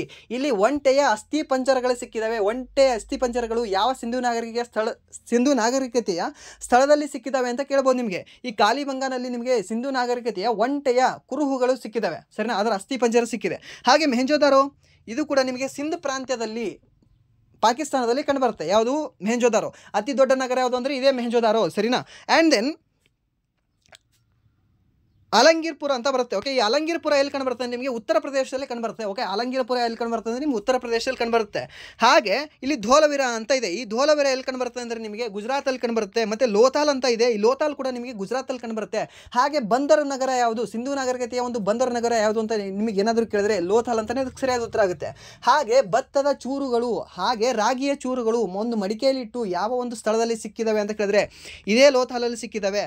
ಹಾಗೆ ಜೋಡಿ ಶವಪೆಟ್ಟಿಗೆ ಎಲ್ಲಿ ಸಿಕ್ಕಿದೆ ಅಂತ ಕೇಳಿದ್ದಾನೆ. ಇದೇ ಲೋಥಾಲಲ್ಲಿ ಸಿಕ್ಕಿದೆ. ಓಕೆ, ಗಂಡ ಹೆಂಡತಿಗೆ ಒಂದರೊಳಗೆ ಹಾಕಿ ಮಣ್ಣಾಗಿ ಹಾಕಿಬಿಟ್ಟಿದ್ದಾರೆ. ಓಕೆ, ಸೊ ಅಂತ ಜೋಡಿ ಶವಗಳು ಎಲ್ಲಿ ಬಂದಿದ್ದಾವೆ ಅಂದರೆ ಇದೇ ಲೋಥಾಲಲ್ಲಿ ಕಂಡು ಬಂದಿದ್ದಾವೆ, ಸರಿನಾ? ಎಲ್ಲವೂ ಕೂಡ ನೆನಪಿಟ್ಕೊಳ್ಳಿ. ಈ ಲೋಥಾಲಲ್ಲಿದೆ, ಪ್ರಸ್ತುತ ಗುಜರಾತ್ ರಾಜ್ಯದಲ್ಲಿದೆ. ಹಾಗೆ ರಂಗ್ಪುರ್ ಅಂತ ಕೊಟ್ಟಿರ್ತಾನೆ ಒಂದು. ಇಲ್ಲಿ ರಂಗ್ಪುರ್ ಮೆನ್ಷನ್ ಮಾಡಿಲ್ಲ, ಇಲ್ಲಿ ರಂಗ್ಪುರ್ ಬರಬೇಕಾಗಿತ್ತು ಇನ್ನೊಂದು. ಯಾವುದು? ರಂಗ ವಿಠಲ. ಓಕೆ, ರಂಗಪುರ. ಈ ರಂಗಪುರ ಎಲ್ಲಿ ಕಂಡು ಬರುತ್ತೆ ಅಂದರೆ ಇದು ಕೂಡ ಸೇಮ್ ಗುಜರಾತಲ್ಲೇ ಕಂಡು ಬರುತ್ತೆ, ಸರಿನಾ? ಹಾಗೆ ಸೂಕ್ತ ಜೆಂಡರ್ ಅಂತ ಬರುತ್ತೆ ನಿಮಗೆ. ಸೂಕ್ತ ಜೆಂಡರ್ ಅಂತ. ಆ ಸೂಕ್ತ ಜೆಂಡರ್ ನಿಮ್ಗೆ ಎಲ್ಲಿ ಕಂಡುಬರುತ್ತೆ ಅಂದರೆ ಈ ಪಾಕಿಸ್ತಾನದಲ್ಲಿ ಸೂಕ್ತ ಜೆಂಡರ್ ಕಂಡುಬರುತ್ತೆ. ಸೂಕ್ತ ಜೆಂಡರ್ ಅನ್ನೋದು ಒಂದು ಊರು, ಅದು ಪಾಕಿಸ್ತಾನದಲ್ಲಿ ಕಂಡುಬರುತ್ತೆ. ಸರಿನಾ, ಇಂಪಾರ್ಟೆಂಟ್ ಇದೆ, ಕೇಳ್ತಾನೆ, ನೆನ್ಪಿಟ್ಕೊಳ್ಳಿ. ಆ್ಯಂಡ್ ದೆನ್ ಆಲಂಗೀರ್ಪುರ ನಿಮಗೆ UP-ಯಲ್ಲಿ, ಉತ್ತರ ಪ್ರದೇಶದಲ್ಲಿ. ಆ್ಯಂಡ್ ದೆನ್ ನೆಕ್ಸ್ಟ್ ಪ್ರಶ್ನೆ ಏನಿದೆ ಅಂದರೆ 4 ವೇದಗಳ ಗುಂಪನ್ನು ಮತ್ತು ಅವುಗಳ ಬ್ರಾಹ್ಮಣಕ ಗ್ರಂಥಗಳನ್ನು ಏನೆಂದು ಕರೆಯುತ್ತಾರೆ ಅಂತ ಕೇಳಿದ್ದಾರೆ. ಸೊ ವೇದಗಳ ಗುಂಪನ್ನು ಏನಂತ ಕರೆಯಲಾಗ್ತದೆ? ವೈದಿಕ ಸಾಹಿತ್ಯವನ್ನು ಕರೆಯಲಾಗುತ್ತದೆ. ವೇದಗಳನ್ನು ಶ್ರುತಿ ಎಂದು ಕರೆಯುತ್ತಾರೆ. ಶ್ರುತಿ ಅಂದರೆ ಕೇಳಿದ್ದು ಎಂದರ್ಥ. ಓಕೆ, ಶ್ರುತಿ ಅಂದರೆ ಕೇಳಿದ್ದು ಎಂದರ್ಥ. ಶ್ರುತಿ ಅಂದರೆ ಹುಡುಗಿ ಹೆಸರಲ್ಲ. ಓಕೆ, ಕೇಳಿದ್ದು, ಶ್ರುತಿ ನನ್ನ ಕಿವಿ ಮೇಲೆ ಬಿತ್ತು ಅಂತ ಹೇಳ್ತಾರೆ. ಓಕೆ, ಮೀನ್ಸ್ ನಾನು ಕೇಳಿಸ್ಕೊಂಡೆ ಅಂತ. ಹಾಗೆ ಈ ವೇದಗಳಲ್ಲಿ ನಿಮಗೆ ಬ್ರಾಹ್ಮಣಕಗಳು ಬರ್ತವೆ. ಓಕೆ, ಬ್ರಾಹ್ಮಣಕಗಳು ಮೀನ್ಸ್ ಪ್ರತಿಯೊಂದು ವೇದಗಳಲ್ಲೂ ಕೂಡ ಬೇರೆ ಬೇರೆ ಬ್ರಾಹ್ಮಣಕಗಳು ಬರ್ತವೆ. ಇವಾಗ ಋಗ್ವೇದ ಇದೆಯಾ? ಈ ಋಗ್ವೇದದಲ್ಲಿ ನಿಮಗೆ ಬ್ರಾಹ್ಮಣಕಗಳು 2 ಕಂಡು ಬರ್ತವೆ. ಯಾವುದು ಅಂದರೆ ಒಂದು ಕೌಶೇತಕಿ ಮತ್ತು ಇನ್ನೊಂದು ಐತರೇಯ ಮತ್ತು ಕೌಶೇತಕಿ ಎನ್ನುವ ಬ್ರಾಹ್ಮಣಕಗಳು ಯಾವ ಒಂದು ವೇದದಲ್ಲಿ ಕಂಡು ಬರ್ತದೆ ಅಂತ ಕೇಳಿದ್ರೆ ಋಗ್ವೇದದಲ್ಲಿ ಕಂಡುಬರುತ್ತೆ. ಹಾಗೆ ನಿಮಗೆ ಐತರೇಯ, ಓಕೆ, ಐತರೇಯ ಮತ್ತು ಶತ್ಪಥ ಅಂತ ಕಂಡುಬರುತ್ತೆ. ಓಕೆ, ಯಾವುದೋ ಒಂದು ಐತರೇಯ, ಸಾರಿ ತೈತರೇಯ ತೈ ಅಂತ ಬರಬೇಕು, ಥೈ. ಓಕೆ, ಈ ತೈತರೇಯ ಮತ್ತು ಶತ್ಪಥ ಬ್ರಾಹ್ಮಣ ಯಾವುದರಲ್ಲಿ ಕಂಡುಬರುತ್ತೆ ಅಂದರೆ ಯಜುರ್ವೇದದಲ್ಲಿ ಕಂಡುಬರುತ್ತೆ. ಓಕೆ, ಯಜುರ್ವೇದದಲ್ಲಿ ಕಂಡುಬರ್ತಕ್ಕಂತಹ ಬ್ರಾಹ್ಮಣಕಗಳು ಯಾವುದು 2 ಅಂದರೆ ಒಂದು ತೈತರೇಯ ಮತ್ತು ಶತ್ಪಥ ಬ್ರಾಹ್ಮಣ ಅಂತ ಕಂಡುಬರುತ್ತೆ. ಎಲ್ಲಿ? ಯಜುರ್ವೇದದಲ್ಲಿ. ಹಾಗೆ ಯಜುರ್ವೇದದಲ್ಲಿ 2 ಭಾಗಗಳಾಗಿ ನಾವು ವಿಂಗಡಣೆ ಮಾಡ್ತೀವಿ. ಯಾವ 2 ಭಾಗ ಅಂತ ಕೇಳ್ತಾನೆ? ಒಂದು ಕೃಷ್ಣ ಯಜುರ್ವೇದ, ಇನ್ನೊಂದು ಶುಕ್ಲ ಯಜುರ್ವೇದ. ಈ ಕೃಷ್ಣ ಯಜುರ್ವೇದ ಅಂದರೆ ಕಪ್ಪು ಯಜುರ್ವೇದ ಅನ್ನಂಗೆ ಅದರ ಅರ್ಥ. ಹಾಗೆ ಶುಕ್ಲ ಯಜುರ್ವೇದ ಅಂದರೆ ಬಿಳಿ ಯಜುರ್ವೇದ ಅಥವಾ ಶ್ವೇತ ಬಣ್ಣದ ಯಜುರ್ವೇದ ಅಂತ ಹೇಳ್ಬೋದು ನಾವು. ಸರಿನಾ, ಶುಕ್ಲ ಅಂದರೆ ವೈಟು, ಅದಾದ ನಂತರ ಕೃಷ್ಣ ಅಂದರೆ ಬ್ಲ್ಯಾಕ್. ಸರಿನಾ, ಇಷ್ಟೇ. ಆ್ಯಂಡ್ ದೆನ್ ಗೋಪಥ ಬ್ರಾಹ್ಮಣ ಅಂತ ಬರುತ್ತೆ. ಈ ಗೋಪಥ ಬ್ರಾಹ್ಮಣ ನಿಮ್ಗೆ ಎದರಲ್ಲಿ ಕಂಡುಬರುತ್ತೆ ಅಂದರೆ ಈ ಅಥರ್ವಣ ವೇದದಲ್ಲಿ ಕಂಡುಬರುತ್ತೆ. ಹಾಗೆ ಈ ವೇದಗಳನ್ನು ಟೋಟಲಿ 2 ಭಾಗಗಳಾಗಿ ವಿಂಗಡಣೆ ಮಾಡ್ತೀವಿ. ಮತ್ತೆ ಯಾವುದು? ಒಂದು ಪೂರ್ವ ವೇದ, ಹಾಗೆ ಇನ್ನೊಂದು ಉತ್ತರ ವೇದ ಅಂತ. ಪೂರ್ವ ವೇದದಲ್ಲಿ ಎಷ್ಟು ವೇದಗಳು ಕಂಡುಬರ್ತವೆ? ಓನ್ಲಿ 1. ಉತ್ತರ ವೇದದಲ್ಲಿ ಉಳಿದದ್ದು 3. ಪೂರ್ವ ವೇದ ಯಾವುದು? ಋಗ್ವೇದ. ಉತ್ತರ ವೇದ ಉಳಿದದ್ದು 3 ಯಾವುದು? ಯಜುರ್ವೇದ, ಸಾಮವೇದ ಮತ್ತು ಅಥರ್ವಣ ವೇದ. ಸಂಗೀತಕ್ಕೆ ಸಂಬಂಧಿಸಿದ ವೇದ ಯಾವುದು ಅಂತ ಕೇಳ್ತಾನೆ ನಿಮಗೆ? ಸಾಮವೇದ. ಸರಿನಾ, ಹಾಗೆ ಮಾಟ ಮಂತ್ರಗಳಿಗೆ, ಛೂಮ್ ಮಂತ್ರಗಳಿಗೆ ಸಂಬಂಧಿಸಿದ ವೇದ ಯಾವುದು ಅಂತ ಕೇಳ್ತಾನೆ? ಅಥರ್ವಣ ವೇದ. ಹಾಗೆ ಕೆಲವು ಶಾಸ್ತ್ರಜ್ಞರ ಪ್ರಕಾರ ವೇದವೆಂದೇ ಒಪ್ಪಿಕೊಳ್ಳಲಾರದ ಒಂದು ವೇದ ಯಾವುದು ಅಂತ ಕೇಳ್ತಾನೆ? ಅದೇ 4ನೇ ವೇದ. ಯಾವುದು? ಮಾಟ ಮಂತ್ರದ್ದು. ಅಥರ್ವಣ ವೇದಕ್ಕೆ ವೇದ ಅಂತಲೇ ಒಪ್ಕೊಳ್ಳಲ್ಲ ಒಬ್ಬೊಬ್ಬರು. ಸರಿನಾ, ಅದನ್ನು ಕೂಡ ಕೇಳ್ತಾನೆ ನಿಮಗೆ. ಹಾಗೆ ಗಾಯತ್ರಿ ಮಂತ್ರ ಯಾವ ವೇದದಲ್ಲಿ ಕಂಡುಬರ್ತದೆ ಅಂತ ಕೇಳ್ತಾನೆ? ಇದೇ ಋಗ್ವೇದದಲ್ಲಿ. ಓಕೆ, ಋಗ್ವೇದ. ಓಕೆ, ಇಲ್ಲಿ ಬರ್ದಿಲ್ವಾ? ಓಕೆ, ಇಲ್ಲಿ ಬರ್ದಿದೆ ನೋಡಿ. ಓಕೆ, ಈ ಋಗ್ವೇದದಲ್ಲಿ ಕಂಡುಬರ್ತಕ್ಕಂತಹ ಒಂದು ಯಾವುದಂದರೆ ಗಾಯತ್ರಿ ಮಂತ್ರ. ಈ ಕೇಳಿರ್ಬಹುದು ನೀವು, ಓಂ ಭೂರ್ಭುವ ಸ್ವಃ ಅಂತ. ಇದನ್ನು ಏನಂತ ಕರಿತೀವಿ ಅಂದರೆ ಗಾಯತ್ರಿ ಮಂತ್ರ ಅಂತ ಕರಿತೀವಿ. ಈ ಗಾಯತ್ರಿ ಮಂತ್ರ ಯಾರ ಸಲುವಾಗಿ ಬರೆದಿದ್ದಾರೆ ಅಂತ ಕೇಳ್ತಾರೆ ನಿಮಗೆ? ಸಾವಿತ್ರಿಯ ಸಲುವಾಗಿ. ಯಾರು ಈ ಸಾವಿತ್ರಿ? ಓಕೆ, ಸೂರ್ಯನ ತಾಯಿಯೇ ಸಾವಿತ್ರಿ. ಓಕೆನಾ, ಸೂರ್ಯನ ತಾಯಿಯೇ ನಿಮಗೆ ಸಾವಿತ್ರಿ ಅಂತ ಬರ್ತಾರೆ. ಆ ಸಾವಿತ್ರಿಯ ಸಲುವಾಗಿ ಬರೆದದ್ದೇ ನಿಮಗೆ ಈ ಗಾಯತ್ರಿ ಮಂತ್ರ. ನೆನ್ಪಿಟ್ಕೊಳ್ಳಿ. ಓಕೆ, ಗಾಯತ್ರಿ ಮಂತ್ರ ಯಾರಿಗೆ ಸಂಬಂಧಿಸಿದೆ? ಸಾವಿತ್ರಿಗೆ ಸಂಬಂಧಿಸಿದೆ. ಸಾವಿತ್ರಿ ಯಾರು? ಸೂರ್ಯನ ತಾಯಿ. ಸರಿನಾ. ಸೊ ಯಾವ ಒಂದು ಮಂಡಲದಲ್ಲಿ ಕಂಡುಬರ್ತದೆ ಅಂತ ಕೇಳಿದ್ರೆ 4ನೇ ಮಂಡಲವಾದ ಋಗ್ವೇದದಲ್ಲಿ ಕಂಡುಬರ್ತಕ್ಕಂತಹ 4ನೇ ಮಂಡಲದಲ್ಲಿ ಕಂಡುಬರ್ತದೆ. ಯಾವುದು? ಗಾಯತ್ರಿ ಮಂತ್ರ. ಹಾಗೆ ಋಗ್ವೇದದಲ್ಲಿ ಎಷ್ಟು ಮಂಡಲಗಳು ಕಂಡುಬರ್ತವೆ ಅಂತ ಕೇಳ್ತಾನೆ? ಟೋಟಲಿ 10 ಮಂಡಲಗಳು ಕಂಡುಬರ್ತವೆ. ಹಾಗೆ ಪುರುಷ ಸೂಕ್ತಿಯ ಬಗ್ಗೆ ಎಷ್ಟನೇ ಮಂಡಲದಲ್ಲಿ ಹೇಳಲಾಗಿದೆ ಅಂತ ಕೇಳ್ತಾನೆ? ಈ 10ನೇ ಮಂಡಲದಲ್ಲಿಯೇ ಪುರುಷ ಸೂಕ್ತಿಯ ಬಗ್ಗೆ ಹೇಳಲಾಗಿದೆ. ಸರಿನಾ, ನೆನಪಿರಲಿ, ಇದು ನಿಮಗೆ ಕೇಳ್ತಾನೆ. ಆ್ಯಂಡ್ ದೆನ್ ಎಷ್ಟು ಶ್ಲೋಕಗಳಿದ್ದಾವೆ ಅಂತ ಕೇಳ್ತಾನೆ? 1028 ಶ್ಲೋಕಗಳು ಕಂಡುಬರ್ತವೆ. ಎಲ್ಲಿ? ಋಗ್ವೇದದಲ್ಲಿ. ಸರಿಯಾ. ಸೊ ಇದೆಲ್ಲ ನೆನಪಿಟ್ಕೊಳ್ಳಿ, ಸ್ವಲ್ಪ ವೇದಗಳನ್ನು ನೋಡ್ಕೊಳ್ಳಿ. ಆ್ಯಂಡ್ ದೆನ್ ನೆಕ್ಸ್ಟ್ ಪ್ರಶ್ನೆ ಏನಿದೆ ಅಂದರೆ ರಿಸರ್ವ್ ಬ್ಯಾಂಕ್ ಆಫ್ ಇಂಡಿಯಾ ತನ್ನ 90ನೇ ವರ್ಷವನ್ನು ಯಾವ ತಿಂಗಳಿನಲ್ಲಿ ಆಚರಿಸಲಾಯಿತು ಅಂತ ಕೇಳಿದ್ದಾನೆ? ಈ RBI ಏನೋ ಇದೆ ಅಲ್ವಾ, ಈ RBIಗೆ 90 ವರ್ಷ ಆಗಿದೆ ಇವಾಗ. ಓಕೆ, ಸೊ ಈ ಆಗಿರೋ RBI ಅದರ ಬರ್ತ್ಡೇ ಸೆಲೆಬ್ರೇಟ್ ಮಾಡ್ಕೊಂಡಿದೆ. ಯಾವಾಗ ಸೆಲೆಬ್ರೇಟ್ ಮಾಡ್ಕೊಂಡಿದೆ? ಬರ್ತ್ಡೇ ಅಂದರೆ ಯಾವಾಗ ಹುಟ್ಟಿರುತ್ತೆ ಅವಾಗ ಮಾಡ್ಕೋಬೇಕು ತಾನೆ? ಯಾವಾಗ ಹುಟ್ಟಿತ್ತು? 1935 ಏಪ್ರಿಲ್ 1ರಂದು ಹುಟ್ಟಿತ್ತು. ಮೀನ್ಸ್ ತಿಂಗಳು ಅಂತ ಕೇಳಿದಾಗ ಏನಂತ ಹೇಳಬೇಕಾಗುತ್ತೆ ನಾವು? ಯಾವ ವರ್ಷನೂ ಯಾವ ತಿಂಗಳಲ್ಲಿ ಅಂತ ಕೇಳಿದಾಗ ಏನು ಹೇಳ್ತೀರಾ? ಅವ್ರು ಹುಟ್ಟಿದ ದಿನನೇ. ನೀ ಯಾವ ದಿನ ನಿನ್ನ ಬರ್ತ್ಡೇ ಸೆಲೆಬ್ರೇಟ್ ಮಾಡ್ಕೊಂಡಿದ್ಯಪ್ಪ ಅಂತ ಏನಾದರೂ ಹೇಳಿದ್ರೆ, ಸರ್ ನಂದು January 1 ಅಂತ ಹೇಳ್ತೀವಿ, ಸಾರಿ January 10 ಅಂತ ಹೇಳ್ತೀವಿ. ಸರಿನಾ, ನನ್ನ ಬರ್ತ್ಡೇ ಡೇಟು. ಮುಂದಿನ ವರ್ಷ ನಿನ್ನ 21ನೇ ಹುಟ್ಟಿದ ಹಬ್ಬ ಯಾವ ತಿಂಗಳಲ್ಲಿ ಆಚರಣೆ ಮಾಡ್ಕೊಂಡು ಅಂತ ಹೇಳಿದ್ರೆ ಜನವರಿ ಅಂತ ಹೇಳ್ತಾರೆ, ಡಿಸೆಂಬರ್ ಅಂತ ಹೇಳ್ತೀರಾ? ಜನವರಿಯಲ್ಲಿ ಇರುತ್ತೆ ತಾನೇ, ಡಿಸೆಂಬರ್ ಆಗಿರಲ್ಲ ಅದು. ಸೊ ಹಾಗೆ ಇದರದ್ದು ಕೂಡ ಅದ್ರ ಬರ್ತ್ಡೇ ಯಾವಾಗಿದೆ? ಏಪ್ರಿಲ್ 1 ಇದೆ. ಸೊ ಅವಾಗೇ ಆಚರಣೆ ಮಾಡ್ಕೊಂಡಿದೆ. So simple. ಅದು ಸ್ಥಾಪನೆ ಆಗಿದೆ ಅವಾಗ 1935 ಏಪ್ರಿಲ್ 1ರಂದು ಸ್ಥಾಪನೆ ಆಗ್ತದೆ. ಯಾವುದು? RBI. ಸರಿನಾ. ಎಲ್ಲಿ ಹುಟ್ಟುತ್ತದೆ ಅಂತ ಕೇಳ್ತಾನೆ? ಸರಿನಾ, ಯಾವ್ದು ಹಾಸ್ಪಿಟ್ಲಲ್ಲಿ ಎಲ್ಲಿ ಹುಟ್ಟುತ್ತದೆ ಇದು ಅಂದರೆ ಕಲ್ಕತ್ತಾದಲ್ಲಿ. ಓಕೆ, ಕಲ್ಕತ್ತಾದಲ್ಲಿ ಇದು ಬಾರ್ನ್ ಆಗ್ತದೆ. ಸೊ ಬಾರ್ನ್ ಆಗಿ 2 ವರ್ಷ ಅಲ್ಲೇ ಅಂಬೆಗಾಲಿಟ್ಟು ತಿರುಗಾಡ್ತಿರ್ತದೆ. ಸೊ ಮುಂದೆ ಅಂಬೆಗಾಲು ಸ್ವಲ್ಪ ದೊಡ್ಡ ಬರ್ನ ಕಲ್ಕತ್ತಾದಿಂದ ಇಲ್ಲಿ ಮುಂಬೈಗೆ ಬರ್ತದೆ. ಯಾವುದು? ಇದೆ ರಿಸರ್ವ್ ಬ್ಯಾಂಕ್ ಆಫ್ ಇಂಡಿಯಾ. ಎಷ್ಟರಲ್ಲಿ? 1937ರಲ್ಲಿ. 2 ವರ್ಷ ಆಯ್ತಲ್ವಾ? ಯಾಕೆ 1935ರಲ್ಲಿ ಇದು ಬಾರ್ನ್ ಆಗಿದೆ. ಸರಿನಾ. ಸೊ ಕಲ್ಕತ್ತಾದಲ್ಲಿ ಹುಟ್ಟಿ ಮುಂದೆ ಮುಂಬೈಯಲ್ಲಿ ಬಂದಿದೆ. ಇವಾಗ ಇದ್ರದ್ದು ಸ್ಥಳ ಯಾವುದು, ಇದರ ಕರ್ಮಭೂಮಿ ಯಾವುದು ಅಂದರೆ ಇವಾಗ ಮುಂಬೈ. ಸರಿನಾ. ಹುಟ್ಟಿದ ಭೂಮಿ ಕಲ್ಕತ್ತಾ, ಕರ್ಮಭೂಮಿ ಮುಂಬೈ. ಹೀಗೆ ನೆನ್ಪಿಟ್ಕೊಳ್ಳಿ, ಏನಾದರೂ ಆಗಲಿ ಒಟ್ಟು ನೆನ್ಪಿಡಿದ್ರೆ ಸಾಕಲ್ವಾ, ಅಷ್ಟೇ. ಆ್ಯಂಡ್ ದೆನ್ ಇದು ಎಷ್ಟನೇ ಆ್ಯಕ್ಟ್ ಮುಖಾಂತರ ಈ RBI ಬಂದಿದೆ ಅಂತ ಕೇಳ್ತಾನೆ. 1934ರ RBI ಆ್ಯಕ್ಟ್ ಅಂತ ಬರುತ್ತೆ. ಈ 1934ರ RBI ಆ್ಯಕ್ಟ್ ಮುಖಾಂತರ ಈ 1935ರಲ್ಲಿ RBI ಸ್ಥಾಪನೆಯಾಗಿದೆ, ರಿಸರ್ವ್ ಬ್ಯಾಂಕ್ ಆಫ್ ಇಂಡಿಯಾ. ಪ್ರಸ್ತುತ ಇದ್ರದ್ದು ಗವರ್ನರ್ ಯಾರಿದ್ದಾರೆ ಅಂತ ಕೇಳ್ತಾನೆ. ಓಕೆ, RBI ಇದು ಪ್ರಸ್ತುತ ಗವರ್ನರ್ ಯಾರಿದ್ದಾರೆ ಅಂತ ಕೇಳ್ತಾನೆ. ಯಾರಿದ್ದಾರೆ? ಸಂಜಯ್ ಮಲ್ಹೋತ್ರಾ ಅಂತ ಬರ್ತಾರೆ. ಓಕೆ, ಯಾರು? ಸಂಜಯ್ ಮಲ್ಹೋತ್ರಾ ಅಂತ ಬರ್ತಾರೆ. ಈ ಸಂಜಯ್ ಮಲ್ಹೋತ್ರಾನವರು ನೂತನ ಅಥವಾ 26ನೇ RBI ಗವರ್ನರ್ ಆಗಿದ್ದಾರೆ. ಸರಿನಾ, RBI ಗವರ್ನರ್ ಆಗಿದ್ದಾರೆ. ಯಾರು? ಸಂಜಯ್ ಮಲ್ಹೋತ್ರಾನವರು. ಸರಿನಾ, ನೆನ್ಪಿಟ್ಕೊಳ್ಳಿ ಇದನ್ನು. ಹಾಗೆ ಸಂಜಯ್ ಖನ್ನಾ ಅನ್ನೋರು ಪ್ರಸ್ತುತ 51ನೇ ಚೀಫ್ ಜಸ್ಟಿಸ್ ಆಫ್ ಇಂಡಿಯಾ ಆಗಿದ್ದಾರೆ. ಸುಪ್ರೀಂ ಕೋರ್ಟ್ನ 51ನೇ ಮುಖ್ಯ ನ್ಯಾಯಮೂರ್ತಿ ಆಗಿದ್ದಾರೆ. ಯಾರು? ಸಂಜೀವ್ ಖನ್ನಾ ಅನ್ನೋರು. ಸರಿನಾ, ಅದು ನೆನ್ಪಿಟ್ಕೊಳ್ಳಿ ನೀವು. ಆ್ಯಂಡ್ ದೆನ್ ನೆಕ್ಸ್ಟ್ ಪ್ರಶ್ನೆ ಏನಿದೆ ಅಂದರೆ ನವೆಂಬರ್ 2024ರವರೆಗೆ ಭಾರತ ಸಂವಿಧಾನದಲ್ಲಿ ಎಷ್ಟು ಸಾಂವಿಧಾನಿಕ ತಿದ್ದುಪಡಿಗಳಾಗಿದ್ವು ಅಂತ ಕೇಳಿದ್ದಾನೆ. ಏನಿಲ್ಲ, 106 ತಿದ್ದುಪಡಿ ಆಗಿದ್ದಾವೆ. 106ನೇ ತಿದ್ದುಪಡಿ ಏನಿದೆ? ನಾರಿ ಶಕ್ತಿಯ ಬಗ್ಗೆ ಹೇಳಿದೆ. ನಾರಿ ಶಕ್ತಿ ಅಂದರೆ ಏನು? ಇವಾಗ ಲೋಕಸಭೆ ಹಾಗೆ ವಿಧಾನಸಭೆಯಲ್ಲಿ 33% ಮಹಿಳೆಯರಿಗೆ ಮೀಸಲಾತಿ ಕೊಡಬೇಕು ಅಂತ ಹೇಳ್ತದೆ. ನಾನು ಹೇಳ್ತಾ ಇರೋದು ನೆನ್ಪಿಟ್ಕೊಳ್ಳಿ, ಒಂದು ಲೋಕಸಭೆ, ಇನ್ನೊಂದು ವಿಧಾನಸಭೆ. ನಾಟ್ ವಿಧಾನ ಪರಿಷತ್ತಲ್ಲ, ಹಾಗೆ ರಾಜ್ಯಸಭೆ ಅಲ್ಲ. ಇವೆರಡರಲ್ಲಿ ನಿಮಗೆ ಮೀಸಲಾತಿ ಇಲ್ಲ. ಓನ್ಲಿ ಲೋಕಸಭೆ ಮತ್ತು ವಿಧಾನಸಭೆಯಲ್ಲಿ ಮಾತ್ರ. ಓಕೆ, ಲೋಕಸಭೆ ಮತ್ತು ವಿಧಾನಸಭೆಯಲ್ಲಿ ಮಾತ್ರ 33% ಮೀಸಲಾತಿ ಇದೆ ಅವರಿಗೆ. ಯಾರಿಗೆ? ಮಹಿಳೆಯರಿಗೆ. ಸರಿನಾ. ಸೊ ಅವರು 33%. ಇವಾಗ 100 ಜನ ಇದ್ದರೆ 33 ಜನ ಅವರೇ ಇರಬೇಕು ಅಂತ ಹೇಳ್ತದೆ. ಎಷ್ಟನೇ ತಿದ್ದುಪಡಿ? 106ನೇ ತಿದ್ದುಪಡಿ. ಸರಿನಾ. ಎಷ್ಟನೇ ತಿದ್ದುಪಡಿ ಮಸೂದೆ ಅಂತ ಕೇಳ್ಬೋದು. ಪ್ರಸ್ತುತ ಎಷ್ಟು ತಿದ್ದುಪಡಿ ಮಸೂದೆಗಳಿದ್ದಾವೆ ಅಂತ?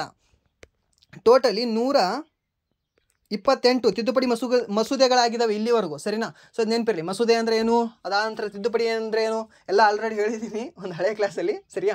ಬಟ್ ಇದರಲ್ಲಿ ಏನು ಅಂದರೆ ಎಷ್ಟು ತಿದ್ದುಪಡಿ ಮಸೂದೆ ಆಗಿದ್ದಾವೆ? 128. ಹಾಗೆ ಎಷ್ಟು ತಿದ್ದುಪಡಿಗಳಾಗಿದ್ದಾವೆ ಅಂದರೆ 106. ಸೊ ಇವಾಗ ಹೇಳ್ಬೋದಾ ನೀವು, 1950 ಜನವರಿ 26ರಂದು ಎಷ್ಟು ತಿದ್ದುಪಡಿಗಳಾಗಿದ್ವು, ಎಷ್ಟು ತಿದ್ದುಪಡಿ ಮಸೂದೆಗಳು ಬಂದಿದ್ವು? ಸರ್ ಒಂದೂ ಇಲ್ಲ. ಅವಾಗ ಹೊಸ ಬುಕ್ ತಂದಾಗ ಯಾವನಾದ್ರೂ ಗೀಚಾಕ್ತಾನೆ? ಯಾವನು ಗೀಚಾಕಲ್ಲ. ಸೊ ಇವಾಗ ಎಷ್ಟು ಗೀಚಾಕಿದ್ದೀವಿ? 106 ಸರಿ ಹಾಕಿದ್ದೀವಿ. ಬಟ್ ಅವಾಗ 0 ಇತ್ತು. ಓಕೆ, 0 ಇತ್ತು, ನೆನಪಿರಲಿ ಅದು ಅಷ್ಟೇ. ಆ್ಯಂಡ್ ದೆನ್ ನೆಕ್ಸ್ಟ್ ಪ್ರಶ್ನೆ ಏನಿದೆ ಅಂದರೆ 42ನೇ ಸಾಂವಿಧಾನಿಕ ತಿದ್ದುಪಡಿಯ ಯಾವ ಭಾಗಕ್ಕೆ ನ್ಯಾಯಮಂಡಳಿ ಸೇರ್ಪಡೆ ಸಂಬಂಧಿಸಿದೆ ಅಂತ ಕೇಳಿದ್ದಾನೆ. ಸೊ ಇವಾಗ ಹೇಳಿದ್ದೀನಿ ನಿಮಗೆ, ಎಲ್ಲ ಭಾಗಗಳನ್ನು ನೆನ್ಪಿಟ್ಕೋಬೇಕು, ಎಲ್ಲ ಭಾಗಗಳ ಬಗ್ಗೆ ಕೇಳ್ತಾನೆ ಅಂತ. 1ನೇ ಭಾಗ ಎದಕ್ಕೆ ಸಂಬಂಧಿಸಿದೆ? ಭಾರತ ಭೂಪ್ರದೇಶಕ್ಕೆ. 2ನೇ ಭಾಗ ನಿಮಗೆ ಎದಕ್ಕೆ ಸಂಬಂಧಿಸಿದೆ? ಪೌರತ್ವಕ್ಕೆ. 3ನೇ ಭಾಗ ಮೂಲಭೂತ ಹಕ್ಕಿಗೆ. 4ನೇ ಭಾಗ ರಾಜನೀತಿ ನಿರ್ದೇಶಕ ತತ್ವಗಳಿಗೆ. 5ನೇ ಭಾಗ ಕೇಂದ್ರ ಸರ್ಕಾರ ಅಥವಾ ಒಕ್ಕೂಟಕ್ಕೆ. 6ನೇ ಭಾಗ ನಿಮಗೆ ರಾಜ್ಯ ಸರ್ಕಾರಕ್ಕೆ. 7ನೇ ಭಾಗ ಪ್ರಸ್ತುತ ರದ್ದಾಗಿದೆ, ಬಟ್ ಅದು ರಾಜ್ಯರಿಗೆ ಸಂಬಂಧಿಸಿತ್ತು ಅಥವಾ ಡಿ ಗ್ರೂಪ್ ರಾಜ್ಯಗಳಿಗೆ ಸಂಬಂಧಿಸಿತ್ತು. ಹಾಗೆ 8ನೇ ಭಾಗ 8 ಕೇಂದ್ರಾಡಳಿತ ಪ್ರದೇಶಕ್ಕೆ ಸಂಬಂಧಿಸಿದೆ. 9ನೇ ಭಾಗ ನಿಮಗೆ ಪಂಚಾಯಿತಿಗೆ. 9A ಭಾಗ ಮುನ್ಸಿಪಾಲ್ಟಿಗೆ. 9B ಭಾಗ ಸಹಕಾರಿ ಸಂಘಗಳಿಗೆ. ಹಾಗೆ 10ನೇ ಭಾಗ ಅನುಸೂಚಿತ ಅಥವಾ ಬುಡಕಟ್ಟು ಪ್ರದೇಶಗಳಿಗೆ ಸಂಬಂಧಿಸಿದೆ. ಹಾಗೆ 11ನೇ ಭಾಗ ಯಾವುದಿದೆ? 11ನೇ ಭಾಗ ನಿಮಗೆ ಕೇಂದ್ರ ಮತ್ತು ರಾಜ್ಯದ ಸಂಬಂಧಗಳಿಗೆ ಸಂಬಂಧಿಸಿದೆ. 12ನೇ ಭಾಗ ರಾಜ್ಯದಲ್ಲಿ ಮೀನ್ಸ್ ನಮ್ಮ ಒಟ್ಟು ಭಾರತದಲ್ಲಿ ವಾಣಿಜ್ಯ ವ್ಯಾಪಾರಕ್ಕೆ ಸಂಬಂಧಿಸಿದಂತಹ ಭಾಗವಾಗಿದೆ. ನೆಕ್ಸ್ಟ್ ಬರೋದು ನಿಮಗೆ ಇಲ್ಲಿ ಇಂಪಾರ್ಟೆಂಟ್ 14ನೇ ಭಾಗ ಇಂಪಾರ್ಟೆಂಟ್ ಆಗುತ್ತೆ. ಅಲ್ಲಿ ನಿಮಗೆ UPSC ಬಗ್ಗೆ ಹೇಳಿದೆ. ಹಾಗೆ 14A ಭಾಗ ಅಂತ ಬರುತ್ತೆ. ಈ 14A ಭಾಗದಲ್ಲಿ 42ನೇ ತಿದ್ದುಪಡಿ ಮಾಡಿ ನ್ಯಾಯಮಂಡಳಿಗಳನ್ನು ಸೇರ್ಪಡೆ ಮಾಡಿದ್ರು. ಓಕೆ, ನ್ಯಾಯಮಂಡಳಿಗಳನ್ನು ಸೇರ್ಪಡೆ ಮಾಡಿದ್ರು. ಸರಿಯಾ, ನೆನಪಿರಲಿ ನಿಮಗೆ. ಈ 42ನೇ ತಿದ್ದುಪಡಿ ಮಾಡಿ ಟೋಟಲಿ ಏನೇನು ಸೇರ್ಪಡೆ ಮಾಡ್ತಾರೆ? ಒಂದು 4A ಭಾಗವನ್ನು ಸೇರ್ಪಡೆ ಮಾಡ್ತಾರೆ, ಇನ್ನೊಂದು 14A ಭಾಗವನ್ನು ಸೇರ್ಪಡೆ ಮಾಡ್ತಾರೆ. 51A ವಿಧಿ ಇದರ ಅಡಿಯಲ್ಲೇ ಬರ್ತದೆ. ಹಾಗೆ DPSPಯಲ್ಲಿ ಮೀನ್ಸ್ 4ನೇ ಭಾಗವಾದಂತಹ ರಾಜನೀತಿ ನಿರ್ದೇಶಕ ತತ್ವಗಳಲ್ಲಿ ಟೋಟಲಿ 4 ತಿದ್ದುಪಡಿಗಳನ್ನು ಮಾಡ್ತಾರೆ.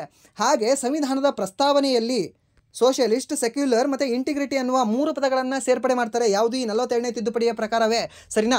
ಹಾಗೆ ಇದು ಮಿನಿ ಸಂವಿಧಾನ ಅಂತಲೇ ಕರೆಸ್ಕೊಳ್ತದೆ. ಯಾವುದು? 42ನೇ ತಿದ್ದುಪಡಿ. ಯಾಕಂದರೆ ಇಷ್ಟೆಲ್ಲ ತಿದ್ದುಪಡಿ ಆಗಿದ್ದಾವೆ ಇದರಲ್ಲೇ. ಸರಿನಾ. ಸೊ ಇದು ಕೂಡ ಆಲ್ರೆಡಿ ಹೇಳಿದ್ದೀನಿ. ಎಷ್ಟರಲ್ಲಿ ಆಯಿತು? 1976ರಲ್ಲಿ ಆಯಿತು. ಯಾರು ಮಾಡಿರ್ತಾರೆ? ಇಂದಿರಾ ಗಾಂಧಿಯವರು. ಸರಿನಾ. ಸೊ ಇದಕ್ಕೆ ಇಂದಿರಾ ಸಂವಿಧಾನ ಅಂತ ಕೂಡ ಕರಿತೀವಿ. ಹಾಗೆ ಈ ನ್ಯಾಯಮಂಡಳಿಗೆ ಸಂಬಂಧಿಸಿದಂಥ ವಿಧಿಗಳು ಯಾವುದು ಅಂತ ಕೇಳ್ಬೋದು ನಿಮಗೆ. 323A ಮತ್ತು 323B ಎಂಬ 2 ಆರ್ಟಿಕಲ್ಗಳನ್ನು, 2 ವಿಧಿಗಳನ್ನು, 2 ಲೇಖನಗಳನ್ನು ಸೇರ್ಪಡೆ ಮಾಡ್ತಾರೆ. ಎಷ್ಟರಲ್ಲಿ? 1976ರಲ್ಲಿ. ನೆನ್ಪಿಟ್ಕೊಳ್ಳಿ, ನ್ಯಾಯಮಂಡಳಿಗಳು 14A ಭಾಗದಲ್ಲಿ ಕಂಡುಬರ್ತವೆ. ಹಾಗೆ 15ನೇ ಭಾಗ ನಿಮಗೆ ಎಲೆಕ್ಷನ್ ಬಗ್ಗೆ ಕಂಡುಬರುತ್ತೆ. ಹಾಗೆ 17ನೇ ಭಾಗ ಮಾತೃಭಾಷೆ ಅಥವಾ ಭಾಷೆಗಳಿಗೆ ಸಂಬಂಧಿಸಿದಂತಹ ಭಾಗವಾಗಿದೆ. 18ನೇದು ಎಮರ್ಜೆನ್ಸಿಯ ಬಗ್ಗೆ ಅಥವಾ ತುರ್ತು ಪರಿಸ್ಥಿತಿಯ ಬಗ್ಗೆ. ಹಾಗೆ 20ನೇದು ತಿದ್ದುಪಡಿಯ ಬಗ್ಗೆ ಸಂಬಂಧಿಸಿದ ಭಾಗವಾಗಿದೆ. ಸರಿನಾ. ಇವೆಲ್ಲವೂ ಕೂಡ ಇಂಪಾರ್ಟೆಂಟ್ ಇದ್ದಾವೆ, ಎಲ್ಲವೂ ಕೂಡ ಕೇಳ್ತಾನೆ. ಆ್ಯಂಡ್ ದೆನ್ ನೆಕ್ಸ್ಟ್ ಪ್ರಶ್ನೆ ಏನಿದೆ ಅಂದರೆ ನಿಮಗೆ ಓಕೆ, ಅದ್ರ ಬಗ್ಗೆ ಸ್ವಲ್ಪ ಡೀಟೇಲ್ ಇದೆ, ಸ್ವಲ್ಪ ಓದ್ಕೊಳ್ಳಿ. ನ್ಯಾಯಮಂಡಳಿ ಅಂದರೆ ಏನು ಸುದ್ದಿ ಎಲ್ಲ ಇದೆ, ಸ್ವಲ್ಪ ಓದ್ಕೊಳ್ಳಿ ಅಷ್ಟೇ. ಆ್ಯಂಡ್ ದೆನ್ ನೆಕ್ಸ್ಟ್ ಪ್ರಶ್ನೆ ಏನಿದೆ ಅಂದರೆ ಉಡಾನ್ ಯೋಜನೆಯನ್ನು ಯಾವ ಸಚಿವಾಲಯ ಪ್ರಾರಂಭಿಸಿತು ಅಂತ ಕೇಳಿದ್ದಾನೆ. ಉಡಾನ್ ಅಂದರೆ ಏನು ರೀ? ಉಡೇ ದೇಶ್ ಕಾ ಉಡೇ ದೇಶ ಕಾ ಆಮ್ ನಾಗರಿಕ ಅಂತ. ಓಕೆ, ಉಡೇ ದೇಶ ಕಾ ಆಮ್ ನಾಗರಿಕ ಅಂದರೆ ನಿಮ್ಮಂತಹ ಸಾಮಾನ್ಯ ಪ್ರಜೆಗಳೆಲ್ಲ ಮೇಲಿದ್ರೆ ಗಾಳಿಯಲ್ಲಿ ಹಾರಾಡ್ರಿ ಅಂತಂದಂಗೆ ಅದರ ಅರ್ಥ, ಸರಿನಾ? ಸೊ ಇದನ್ನು ಎಷ್ಟರಲ್ಲಿ ಪ್ರಾರಂಭ ಮಾಡ್ತಾರೆ ಅಂದರೆ 2016ರಲ್ಲಿ ಪ್ರಾರಂಭ ಮಾಡ್ತಾರೆ. 2016 ಅಕ್ಟೋಬರ್ 21ರಂದು.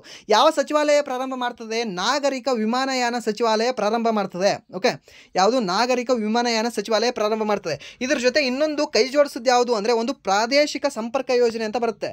ಇವರು ಮತ್ತು ನಾಗರಿಕ ವಿಮಾನಯಾನ ಸಚಿವಾಲಯದವರು ಇಬ್ಬರು ಸೇರಿ ಇದನ್ನು ಸ್ಟಾರ್ಟ್ ಮಾಡ್ತಾರೆ. ಯಾರಿಗೆ? ನಮಗೆ ಹಾರಿಸೋದು ಮೇಲೆ. ಓಕೆ, ಎಲ್ಲಿ? ಉಡಾನ್ ಯೋಜನೆಯನ್ನು, ಸರಿನಾ? ಇದನ್ನೆನ್ಪಿಟ್ಕೊಳ್ಳಿ. ಇದು ಏನು ಈ ಉಡಾನ್ ಯೋಜನೆ? ನಮ್ಮ ಸಾಮಾನ್ಯ ಜನರು ಏನಿದೀವಲ್ವಾ, ನಮ್ಮಂಥವ್ರು ನಿಮ್ಮಂಥವ್ರು, ನೀವಿಲ್ಲ, ನೀವು ದೊಡ್ಡವರು ಆಗ್ತೀರಾ ಇವಾಗ, ಯಾಕಂದರೆ ನೀವು RPF ಕಾನ್ಸ್ಟೇಬಲ್ ಆಗ್ತಿರಲ್ವ. ಓಕೆ, ಸೊ ನನ್ನಂಥವ್ರು ಇನ್ನೂ ಕೆಲವೊಬ್ಬರು ನನ್ನ ಥರ ಇರೋರು, ಸೊ ಇವರಿಗೆಲ್ಲರಿಗೂ ಕೂಡ ದುಡ್ಡಿರಲ್ಲ, ಜಾಸ್ತಿ ಬಡವರು ಇರ್ತಾರೆ. ಸೊ ಅದಕ್ಕೆ ಇವರಿಗೆ ಹಾರೋಕ್ಕಾಗಲ್ಲ, ಮೇಲ್ಗಡೆ ವಿಮಾನದಲ್ಲಿ ತಿರುಗಾಡೋಕ್ಕಾಗಲ್ಲ ಅಂತ ಕಡಿಮೆ ದುಡ್ಡಲ್ಲಿ ಇವರಿಗೆ ವಿಮಾನ ಪ್ರಯಾಣ ಮಾಡಿಸೋಣ ಅಂತ ಸ್ಟಾರ್ಟ್ ಮಾಡ್ತಾರೆ. ಎಷ್ಟರಲ್ಲಿ? 2016ರಲ್ಲಿ. ಯಾರು? ನಾಗರಿಕ ವಿಮಾನಯಾನ ಸಚಿವಾಲಯದವರು, ಸರಿನಾ? ಆ್ಯಂಡ್ ದೆನ್ ನೆಕ್ಸ್ಟ್ ಪ್ರಶ್ನೆ ಏನಿದೆ ಅಂದರೆ ಶಾನನ್ ಪವರ್ ಪ್ರಾಜೆಕ್ಟ್ ಯಾವ ರಾಜ್ಯದಲ್ಲಿ ಕಂಡುಬರ್ತದೆ ಅಂತ ಕೇಳಿದ್ದಾನೆ. ಹಿಮಾಚಲ್ ಪ್ರದೇಶದಲ್ಲಿ ಕಂಡುಬರ್ತದೆ. ಯಾವುದು? Shanan power project. And then Sharavathi project ನಮ್ಮ ಕರ್ನಾಟಕದಲ್ಲಿ ಕಂಡುಬರ್ತದೆ. ಹಾಗೆ ನಿಮಗೆ ಕೊಯ್ನಾ ಪ್ರಾಜೆಕ್ಟ್ ಎಲ್ಲಿ ಕಂಡುಬರುತ್ತೆ? ಮಹಾರಾಷ್ಟ್ರದಲ್ಲಿ ಕಂಡುಬರುತ್ತೆ, ಸರಿನಾ? ಹಾಗೆ ಓಂಕಾರೇಶ್ವರ ಪ್ರಾಜೆಕ್ಟು ಎಲ್ಲಿ? ಗುಜರಾತಲ್ಲಿ ಕಂಡುಬರುತ್ತೆ. ನರ್ಮದಾ ಪ್ರಾಜೆಕ್ಟು, ನರ್ಮದಾ ಅಲ್ಲ, ಸರ್ದಾರ್ ಸರೋವರ ಪ್ರಾಜೆಕ್ಟು ಅದು ನಿಮಗೆ ಗುಜರಾತಲ್ಲೇ ಕಂಡುಬರುತ್ತೆ, ಸರಿನಾ? ಹಾಗೆ ಗಾಂಧಿ ಸಾಗರ ಮಧ್ಯಪ್ರದೇಶದಲ್ಲಿ ಕಂಡುಬರುತ್ತೆ. ರಾಣಾ ಪ್ರತಾಪ್ ಸಾಗರ ನಿಮಗೆ ರಾಜಸ್ಥಾನದಲ್ಲಿ ಕಂಡುಬರುತ್ತೆ, ಸರಿಯಾ? ಇವೆಲ್ಲವೂ ನೆನ್ಪಿಟ್ಕೊಳ್ಳಿ, ನೀವು ಕೇಳ್ತಾನೆ. ಆ್ಯಂಡ್ ದೆನ್ ಮೊದಲ ಸ್ವಾತಂತ್ರ್ಯ ಸಂಗ್ರಾಮ ಎಂದು ಯಾವುದನ್ನು ಕರೆಯುತ್ತೇವೆ? ಬೆಳತನ ರಾಮಾಯಣ ಕೇಳಿ ರಾಮ್ ಸೀತಾಗೆ ಏನಾದರು ಅಂತ ಕೇಳಿದಾಗಿದ್ದು ಪ್ರಶ್ನೆ. ಓಕೆ, ಇಂಥ ಈಸಿ ಪ್ರಶ್ನೆ ಇದು. ಏನಿದು? 1857ರ ದಂಗೆ ಎಂದು ಕರೆಯಲಾಗುತ್ತದೆ. ಇದಕ್ಕೆ ಮೊದಲ ಸ್ವಾತಂತ್ರ್ಯ ಸಂಗ್ರಾಮ ಎಂದು ಕರೆಯಲಾಗ್ತದೆ. ಹೀಗೆ ಕರೆದವರು ಯಾರು ಮೊದಲ ಸ್ವಾತಂತ್ರ್ಯ ಸಂಗ್ರಾಮ ಅಂತ? ವಿನಾಯಕ್ ದಾಮೋದರ್ ಸಾವರ್ಕರ್, VD ಸಾವರ್ಕರ್ ಅವರು ಕರೀತಾರೆ, ಸರಿನಾ? ಆ್ಯಂಡ್ ದೆನ್ ನೆಕ್ಸ್ಟ್ ಪ್ರಶ್ನೆ ಏನಿದೆ ಅಂದರೆ 1 ಮಿಲಿಯನ್ಗಿಂತಲೂ ಹೆಚ್ಚು ಜನಸಂಖ್ಯೆಯನ್ನು ಏನೆಂದು ಕರೆಯಲಾಗ್ತದೆ? ಮೀನ್ಸ್ ಇವಾಗ ಒಂದು ಊರಿದೆ ರೀ, ಇವಾಗ ನಾನು ಊರು ಯಾವುದೋ ಒಂದು ಬಿಟ್ಟು ಬಂದ ಹಳ್ಳಿ. ಓಕೆ, ಸೊ ನಮ್ಮ ಊರಲ್ಲಿ ಒಂದೇ ಸರಿ 1 ಮಿಲಿಯನ್ ಜನ ಬಂದು ಇಲ್ಲಿ ಟೆಂಟ್ ಹಾಕ್ಕೊಂಡು ಒಂದು ಮನೆ ಕಟ್ಕೊಂಡು ಇದ್ದು ಬಿಡ್ತಾರೆ. ಸೊ ಅದಕ್ಕೆ ಏನಂತ ಕರಿತೀವಿ ಅಂತ ಕೇಳ್ತಾನೆ. ಹಳ್ಳಿ ಅಂತ ಕರಿತೀವಿ? ಹಳ್ಳಿ ಅಂತ ಕರೆಯಲ್ಲ.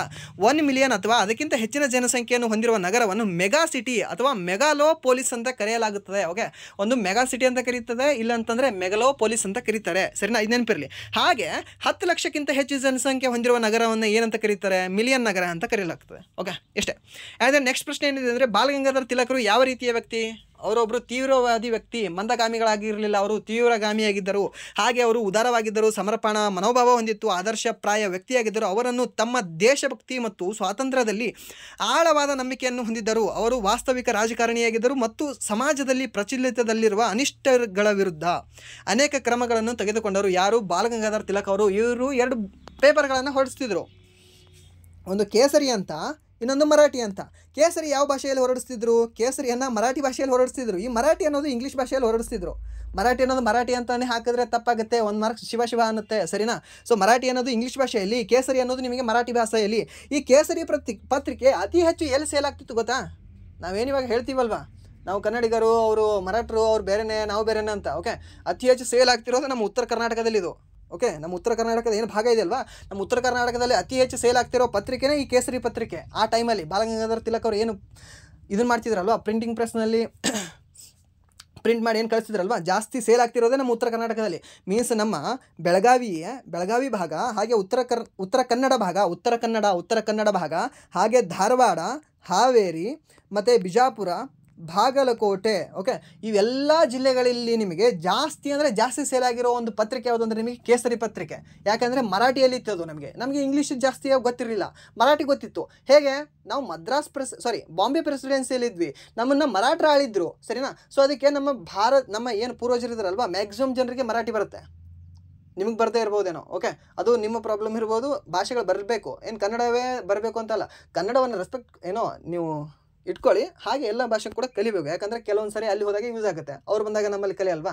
ಸೊ ಹಾಗೆ ಅಷ್ಟೇ, ಸರಿಯಾ? ಇದನ್ನು ಬಿಟ್ಕೊಳ್ಳಿ. ಆ್ಯಂಡ್ ದೆನ್ ನೆಕ್ಸ್ಟ್ ಪ್ರಶ್ನೆ ಏನಿದೆ ಅಂದರೆ ಭಾರತದಲ್ಲಿ ಒಂದೇ ಒಂದು ಮತದಾನದ ಹಕ್ಕು ಏನಾಗಿದೆ ಅಂತ ಕೇಳಿದ್ದಾನೆ. ಓಕೆ, ಮತದಾನದ ಹಕ್ಕಿದೆ ಅಲ್ವಾ, ಅದು ಏನು ರೀ? ಅದು ಶಿಕ್ಷಣ ಕಲಿಯೋದು ಹಕ್ಕು ಯಾವುದು? ಮೂಲಭೂತ ಹಕ್ಕು ಅದು.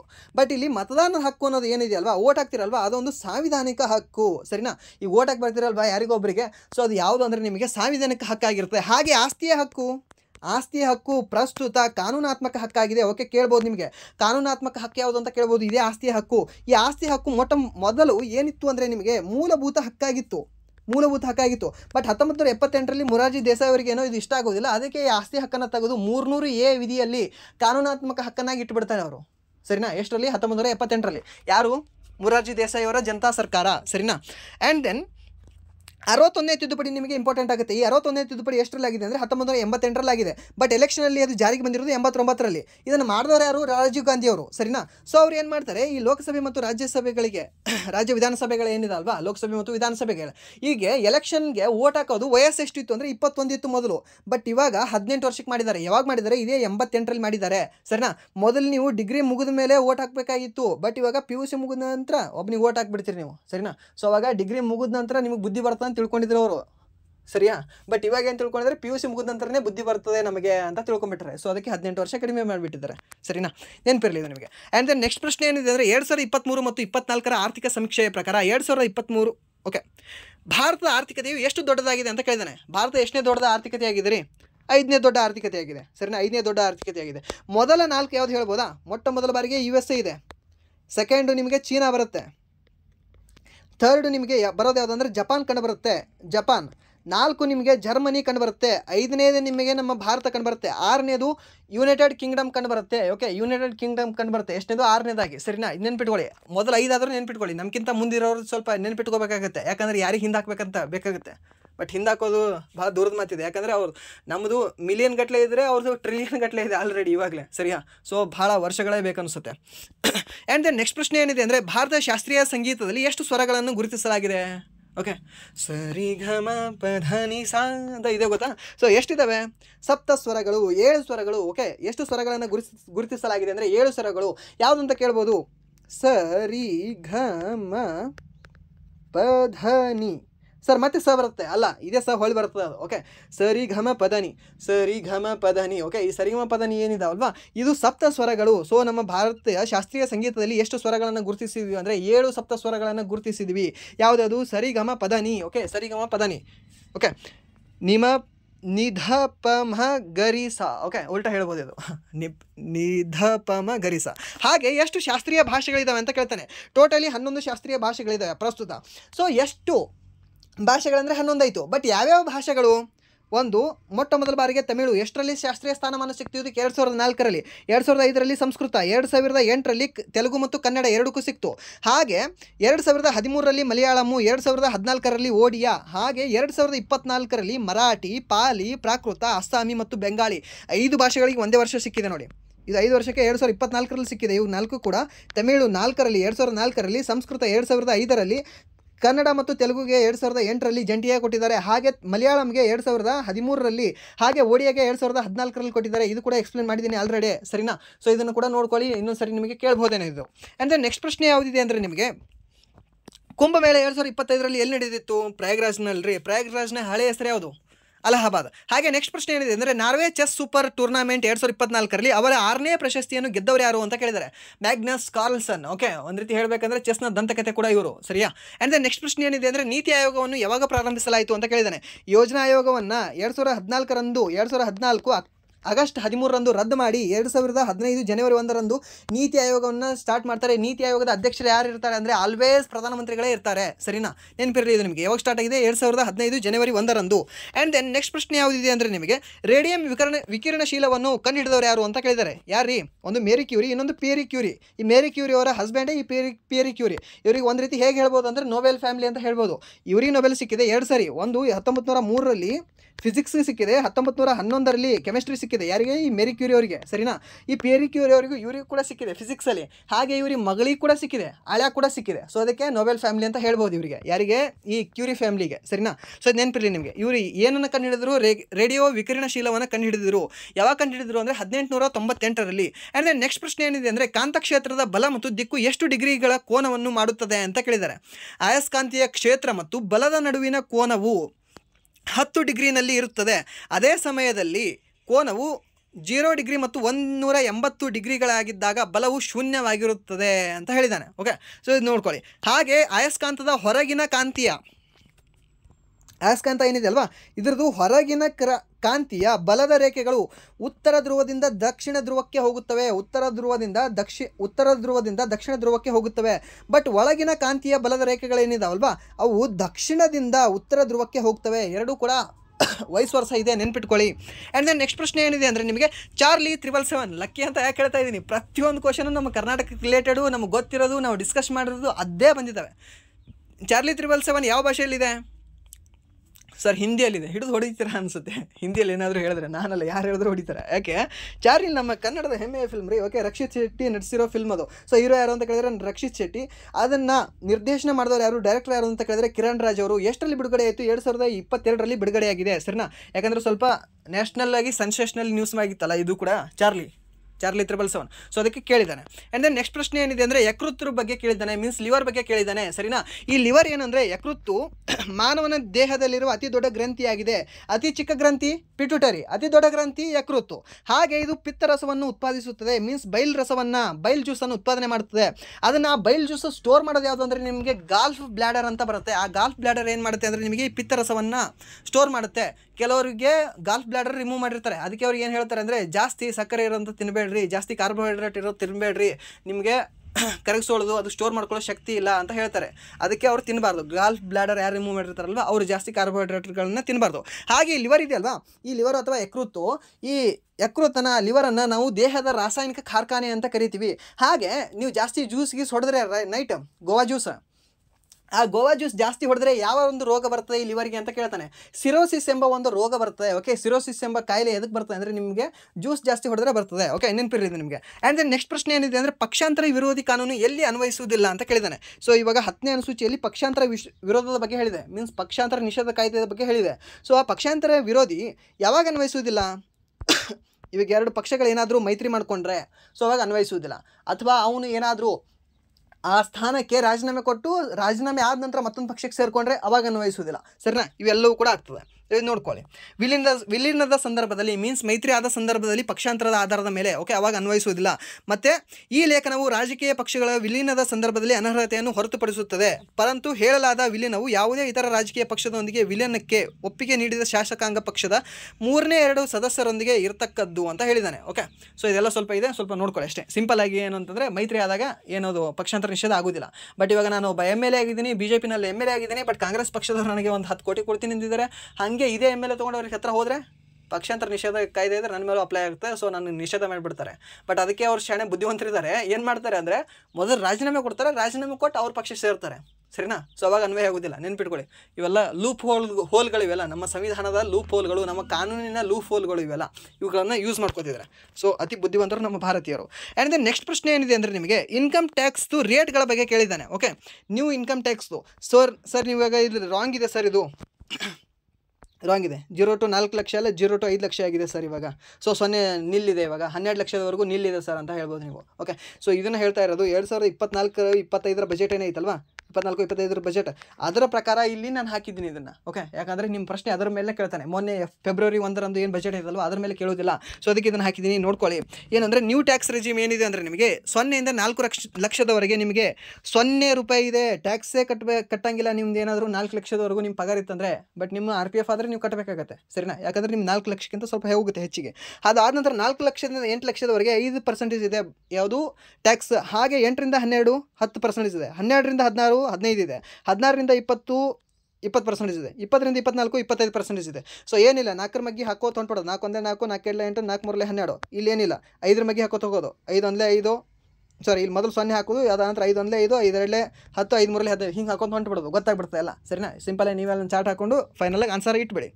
ಸೊ ಇದಾಗಿತ್ತು ಇಲ್ಲಿವರೆಗೆ 11th March first shift RPF constable exam analysis. So ಇಲ್ಲಿವರೆಗೂ ನೀವು ವಿಡಿಯೋ ನೋಡಿ, ವಿಡಿಯೋ ಇಷ್ಟ ಆಗಿದ್ರೆ ಪ್ಲೀಸ್ ಲೈಕ್ ಮಾಡಿ, ಸಬ್ಸ್ಕ್ರೈಬ್ ಮಾಡಿ ಅಂತ ಹೇಳ್ತಾ, ಹಾಗೆ ನಿಮ್ಮ RRB D ಗ್ರೂಪ್ ಎಕ್ಸಾಮು ಕೂಡ ಹೀಗೆ ಕ್ಲಾಸ್ ಮಾಡ್ತಾ ಇರ್ತೀನಿ. ಇವನ್ ಅನಲೈಸಿಸ್ ಅಂತ ಅಲ್ಲ, ಆ ಅನಲೈಸಿಸ್ಗಿಂತ ಮುಂಚೆ ಸ್ವಲ್ಪ ಬೇಸಿಕ್ ಆಗಿ ನಿಮಗೆ ಯಾವುದೇ ಸ್ಟ್ರಾಂಗ್ ಮಾಡಬೇಕಲ್ವ, ಯಾವುದೇ ಹೇಳಬೇಕಲ್ವ. ಸೊ ಯಾವ್ಯಾವ ಪ್ರಶ್ನೆಗಳು, ಯಾವ್ಯಾವ ಟಾಪಿಕ್ಗಳು ರಿಪೀಟ್ ಆಗ್ತವೆ. ಲೈಕ್ ಇವಾಗ 1857 ರಿಪೀಟ್ ಆಗುತ್ತೆ, ವಿಧಿಗಳು ರಿಪೀಟ್ ಆಗ್ತವೆ, ಸಂವಿಧಾನ ರಿಪೀಟ್ ಆಗುತ್ತೆ, ಯಾರ್ಯಾರಿಗೆ ರಾಜೀನಾಮೆ ಕೊಡ್ತಾರೆ ಅನ್ನೋದು ರಿಪೀಟ್ ಆಗುತ್ತೆ, ಯಾರನ್ನ ಯಾರು ನೇಮಕ ಮಾಡ್ತಾರೆ ಅನ್ನೋದು ರಿಪೀಟ್ ಆಗುತ್ತೆ, ಮತ್ತು ಎಕನಾಮಿ ರಿಲೇಟೆಡ್ ರಿಪೀಟ್ ಆಗುತ್ತೆ, ಪಂಚವಾರ್ಷಿಕ ಯೋಜನೆಗಳು ರಿಪೀಟ್ ಆಗ್ತವೆ, 1991ರ ಉದಾರೀಕರಣ ನೀತಿ ರಿಪೀಟ್ ಆಗುತ್ತೆ.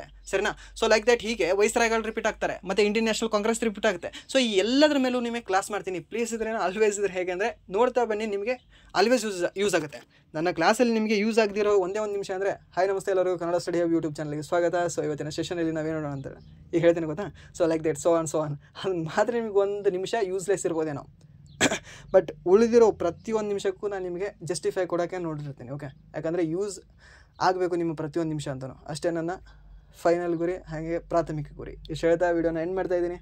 ಸೊ ಇಲ್ಲಿವರೆಗೂ ಒನ್ಸ್ ಅಗೇನ್ ವೀಡಿಯೋ ನೋಡಿ, ವಿಡಿಯೋ ಇಷ್ಟ ಆಗಿದ್ರೆ ಲೈಕ್ ಮಾಡಿ, ಸಬ್ಸ್ಕ್ರೈಬ್ ಮಾಡಿ. ಇಫ್ ನಿಮಗೆ ವಿಡಿಯೋ ಇಷ್ಟ ಆಗಲಿಲ್ಲ ಅಂದರೆ ಸೊ ಆಬ್ವಿಯಸ್ಲಿ ಡಿಸ್ಲೈಕ್ ಮಾಡಿ ಅಂತ ಹೇಳ್ತಾ ಥ್ಯಾಂಕ್ ಯು ಸೊ ಮಚ್.